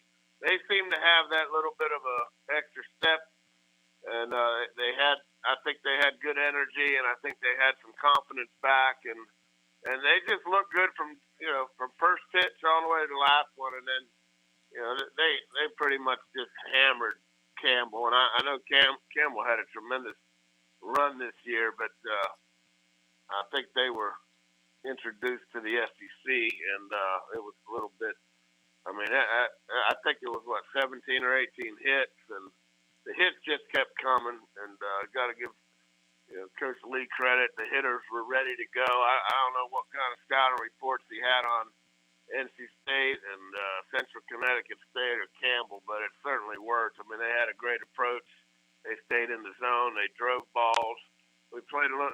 Kingston, had everything going. Everything was working. Had a couple bunts and stole some bases. And the guys, I couldn't play any better defense and turning double plays. I mean, that was three pretty damn good games. And it's a little bit different sitting in the stands than in the dugout. In the dugout, you don't hear all them fans talking.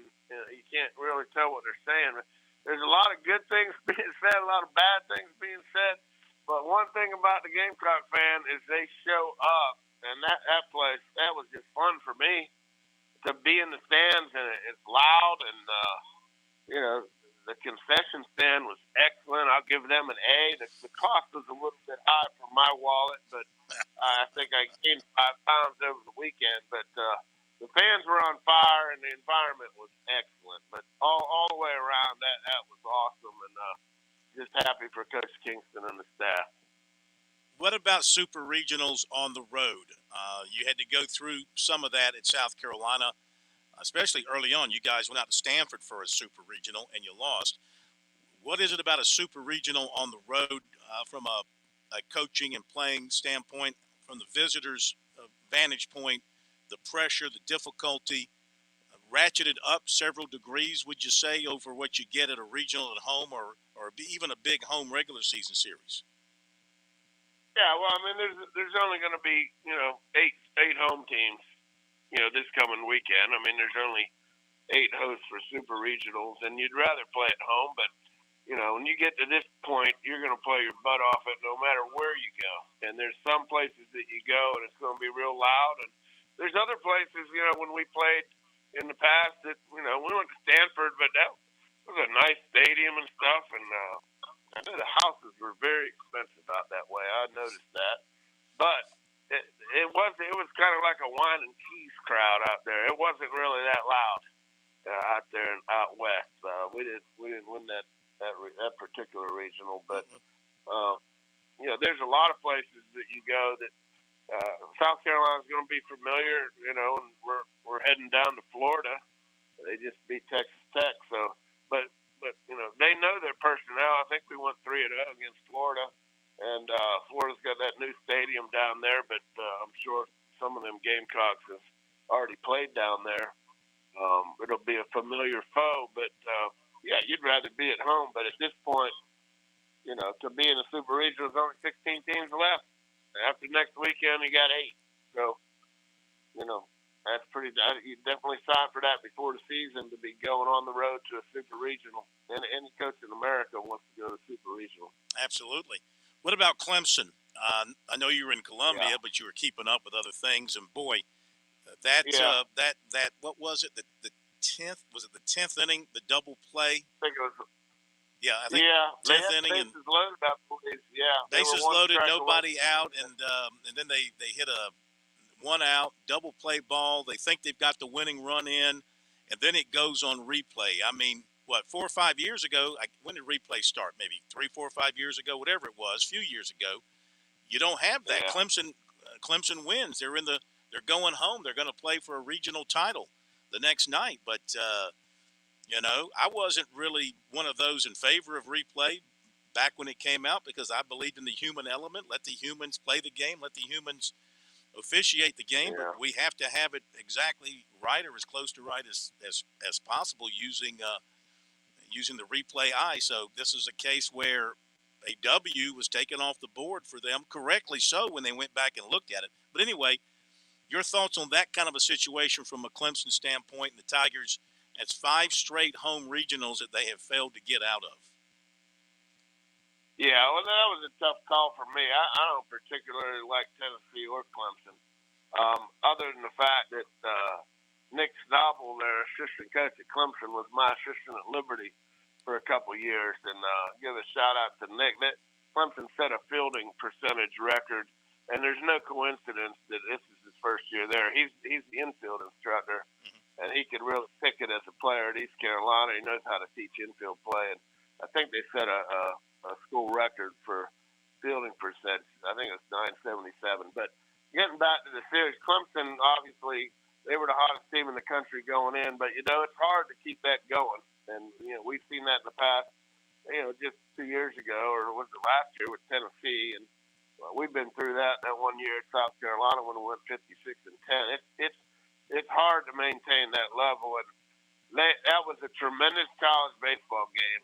And I'd like to get it right with the video too. I don't particularly like all the reviews that there are, and some of the reviews don't seem to make any sense because it looks like he's out and they say safe, or he's safe and he looks out. The thing that did bother me is that their best hitter was ejected from the game for John with another player from Tennessee. And when you're playing the best, probably the most important game of the year, you're in the 12th inning, you're going to have a lot of heated moments, and I don't even know what happened there. I don't think anyone knew but the umpire and the kids, and I wouldn't have, if I'm an umpire, I let it go. I mean, they weren't fighting or anything like that.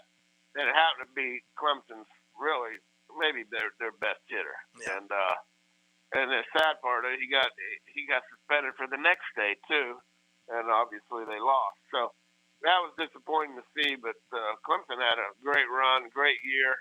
Yeah, the bottom line is that they did not get out of the regional, but they came as close to winning it as they possibly could. Like you said, they had the run come across, and the review changed it.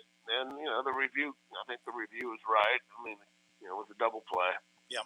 But I didn't like the fact that the kid got thrown out of the game for saying something while he was running in, I think, from center field. I mean, that didn't go to that point where you eject the kid, in my opinion, but I don't know what my opinion is worth, but I thought it was a sad deal. Understand. Before we let you go, let's have a few Toman tidbits on a Monday night. We got a couple. Real quick, Landon Powell, Trey Dyson, Gamecocks, they won their first game of the D2 World Series up in Cary, North Carolina at the USA Complex. I think they play again tomorrow. So they're going for a repeat. I mean, they already they're going for back-to-back. They won a national championship last year in D2, and they're trying to do it again this year. Scott Berry, he just won his regional day, so he's going to the Super Regional. Scott's a good friend, head coach at Southern Miss. He announced his retirement just like Gary Gilmore did.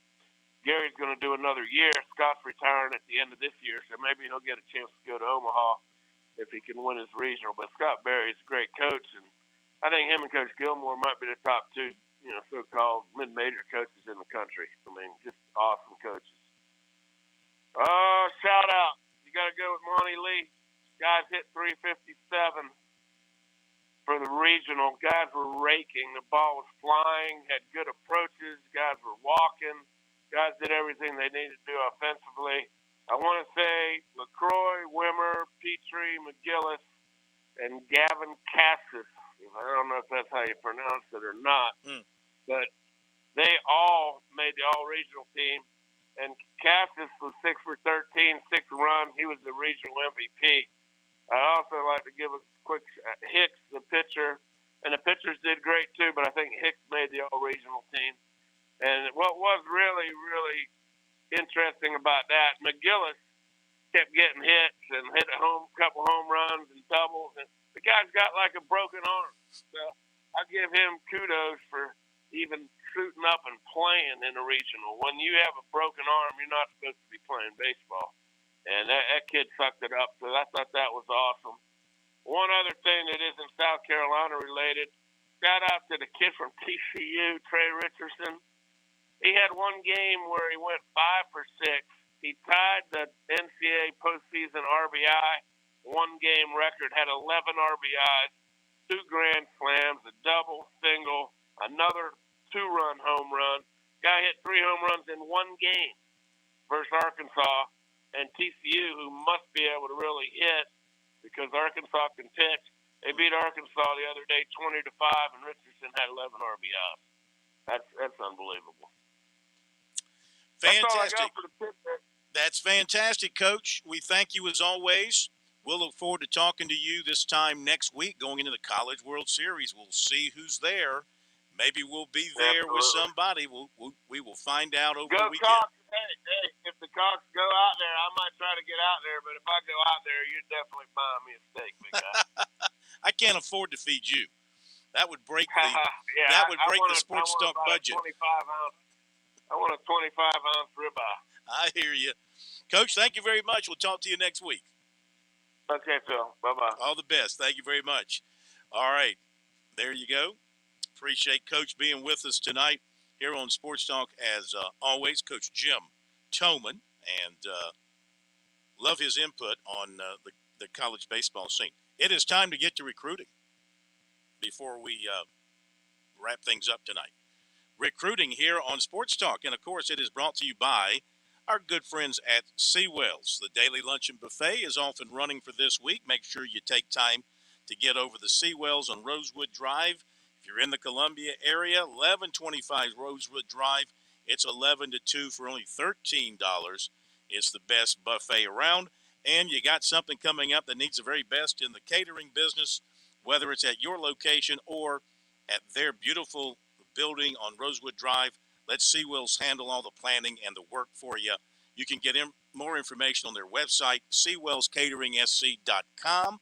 Their phone number is 803-771-7385. All right, now recruiting. Clemson, as we mentioned at the top of the show, they get a commitment from linebacker Sammy Brown, 6'2", 220 of Jefferson, Georgia. Pick the Tigers over Tennessee, Georgia, Oklahoma, and Ohio State. Those are the schools with which he had scheduled other official visits. He did go to Tennessee last weekend in May, canceling his other trips, and he said that he just had a great time connecting with the coaches and the players at Clemson. Of course, he's been strong on Clemson throughout. At one point, it appeared that Georgia might be slipping in there and might snag him, but he stayed with Clemson, and the official visit over the weekend sealed the deal for him. Cornerback Corian Gibson of Lancaster, Texas, told us today after his visit to Clemson, he called Clemson number 1. He's going to commit in July, like between July 1st and 15th. But Clemson is number 1 with him right now. He said when he was in over the weekend, he enjoyed the staff and the players. He liked what Mike Reed laid out for him as far as how they play a lot of press man. He says that's what he likes to play. Now, Gibson will visit Alabama this weekend. The next weekend, he plans a short trip to TCU, which he says is right down the road from where he lives. And then he'll fly up to Ohio State, and his final official will be Texas on June 23rd. Running back Braylon Russell was in to visit South Carolina over the weekend for his official 6'1", 225 out of Benton, Arkansas, his first ever visit. He has been dealing with Dowell Loggins, the USC offensive coordinator, for a while because Loggins was at Arkansas. But Russell said he loved what he saw at South Carolina, loves what Shane Beamer is building, enjoyed talking with the Gamecock head coach as well as Montario Hardesty, the running back coach, and meeting with the other players and recruits. Loves the bonding that he sees going on there. He has a July 14th date set for making his official decision known. He says the visit to South Carolina really opened his eyes to South Carolina. Thursday, he goes to Baylor. He is scheduled for Purdue this coming weekend. Not sure he'll take that visit. He's got official to Arkansas on the 16th and one to Tennessee on the 23rd. Receiver Parker Livingstone of Lucas, Texas, 6'4", 190, made his official to USC over the weekend. He met with Justin Stepp, the receivers coach, and with Beamer and with Loggins, and said he had a great time with them. Loved the facilities, loved the academics at the school, believes the culture there is unmatched, liked how the players and the coaches are all connected. Gamecocks are battling Texas, LSU, Arkansas, and Arkansas for Livingstone at this point. He'll visit LSU in 2 weeks and Texas the weekend after that. Receiver Amari Jefferson named a final six of USC, Alabama, Tennessee, Georgia, Miami, and Oklahoma. Clemson offered 2024 linebacker Wyatt Simmons of Searcy, Arkansas, while he was in for his visit over the weekend, and the Tigers offered 2025 corner Terrence Edwards of Richmond. USC offered 2025 offensive tackle Hardy Watts of Boston. He's 6'5", 285. USC target linebacker Fred Johnson was offered by Duke. Defensive end Malik Blockton of Pike Road, Alabama, who had Clemson and USC in his top 10, is down to Auburn, Texas, and Florida. He will announce on July the 8th.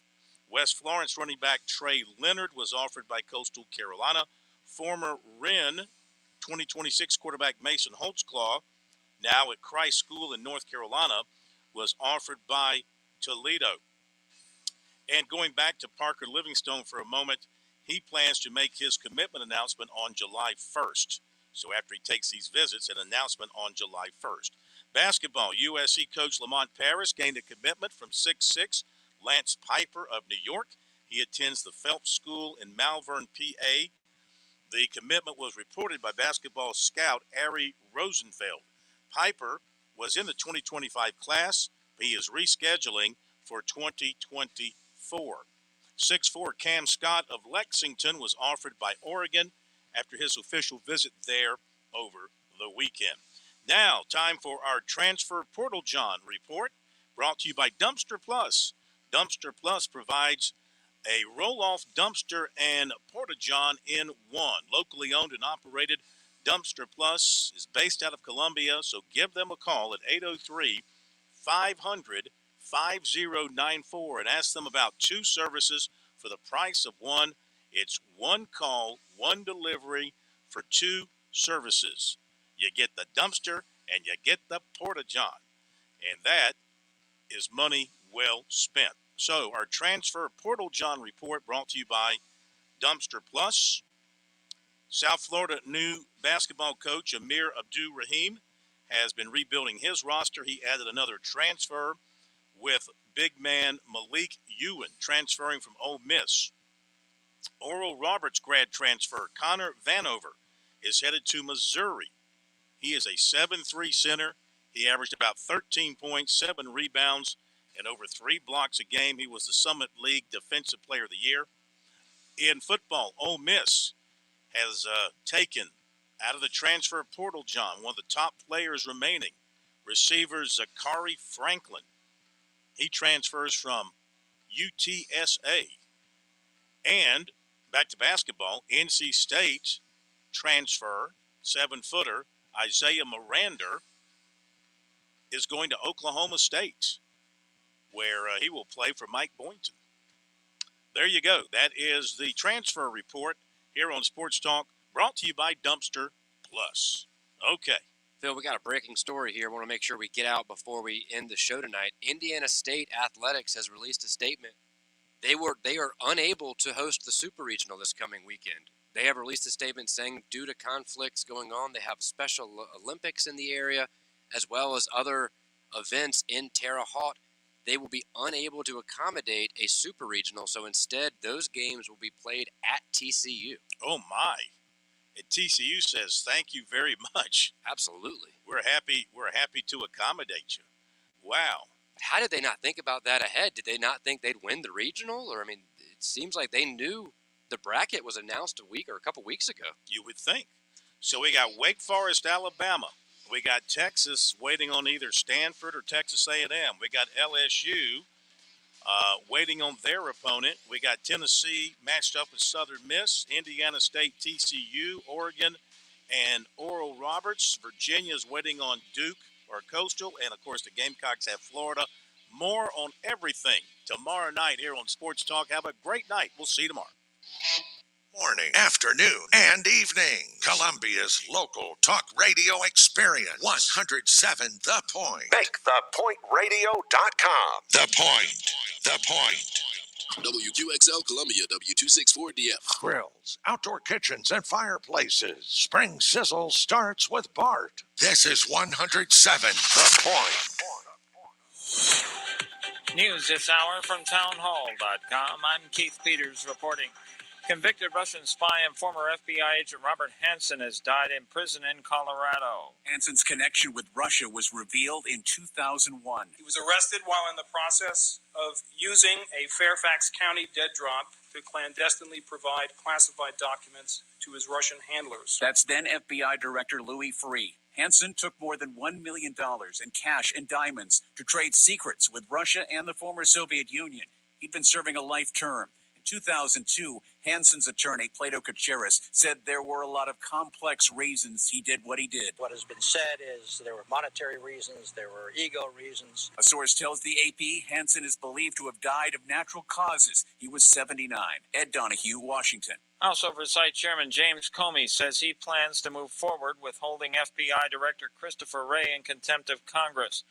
Comey says the contempt citation will be for refusing to hand over the document concerning an alleged bribery scheme involving then Vice President Biden as demanded by the subpoena. At the briefing, the FBI again refused to hand over the unclassified record to the custody of the House Oversight Committee, and we will now initiate contempt of Congress hearings this Thursday. The FBI says in a statement that the escalation to a contempt vote is unwarranted. The pilot of the business jet that flew over Washington and crashed in Virginia appeared to be slumped over and unresponsive, according to the fighter jet pilots who shadowed the aircraft as it made its way through D.C. airspace. The plane then crashed in a remote area of southwest Virginia near the town of Montebello. 4 people died in that crash. On Wall Street, the Dow down by 200 points, the Nasdaq dropped 11, the S&P lower by 8. More on these stories at townhall.com. Factor pain relief that's natural, pain relief that works, and pain relief that attacks the source of the pain. That's the experience of tens of thousands of Americans who are taking Relief Factor right now. See their incredible video endorsements at relieffactor.com and then order your 3-week quick starter pack for just $19.95. That's less than $1 a day. Find out if it can work for you like it works for me by ordering your 3-week quick starter pack today. relieffactor.com. relieffactor.com. Be the next success story. You don't want to mess with the IRS. They have the power to garnish your paycheck, levy your bank accounts, and even take your home or business. That's all true. But thankfully, they're offering a way out. The Fresh Start Initiative. If you qualify, you could save thousands. The experts at Optima Tax Relief will fight to get you the best deal possible. And they have an A+ rating with the Better Business Bureau to prove it. Call Optima for your free consultation. Call 800-965-1433. 800-965-1433. Optima Tax Relief. For details, visit OptimaTaxRelief.com. The suspect in Natalie Holloway's disappearance in the year 2005 will be extradited from Peru to the United States this week. Correspondent Julie Walker reports. The Peruvian government says Johan van der Sloot will be flown to the U.S. Thursday. The Dutchman is serving a 28-year-old sentence there for the murder of a Peruvian woman. In the U.S., he's facing trial on extortion and wire fraud charges after allegedly promising Natalie Holloway's family he'd lead them to her body in exchange for hundreds of thousands of dollars. She was last seen leaving a bar on Aruba with Vandersloot. Holloway was 18 and on a trip with classmates. Her body was never found and no charges were filed in the case. Holloway's mother said in a statement the family is finally getting justice. I'm Julie Walker. News and analysis at townhall.com. I'm Keith Peters reporting. Authorities in India are working to clear the mangled wreckage of two passenger trains that derailed on Friday night, killing over 270 people and injuring hundreds. Correspondent Charles de Ledesma reports. Outside a Balasore hospital mortuary, police and people wait for news following the fatal crash. One train was travelling to Chennai city in southern India and hit a goods freight train, knocking it off track, and was then hit by a second train coming from the opposite direction on a parallel track.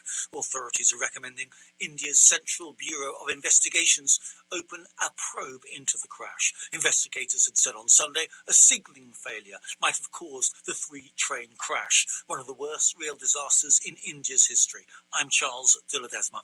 More on these stories available at townhall.com. I'm John Trout, host of America in the Morning, weekday mornings at 6, right here on The Point. We get your commute underway. It's your daily radio news magazine. We'll have the top stories and the latest breaking headlines from overnight. News, sports, weather, and great interviews as we help you get ready for what's coming each day. We're the perfect warm-up for Kevin and Brian. Start your day with America in the Morning, weekdays at 6, right here at The Point. The appetizer to Kevin Brian, 6 a.m. Holy macaroni, there's a 6 a.m. now on The Point. Hey, it's Jay with the Melting Pot. One of the cool things about working at the Melting Pot is we don't have to push our servers to sell dessert. We don't even have to push them to suggest dessert. You all know it's coming, a big bowl of melted chocolate with all the dippers that you could dream of. How about a flaming turtle, creamy flavor of milk chocolate is melted with caramel flambéed and topped with candied pecans? Or a Bananas Foster, white chocolate fondue melted with bananas and dulce de leche, then flambéed. The Melting Pot, 1410 Colonial Life Boulevard.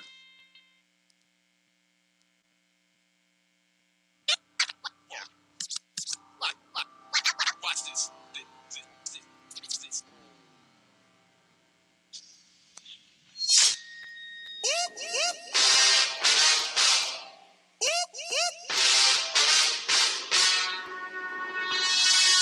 Brandon Tatum is a 7-year veteran of the Tucson Police Department. He's a YouTube sensation with over 2 million subscribers. He started Blexit with Candace Owens, and now he's tackling his biggest assignment yet. This is the Officer Tatum Show.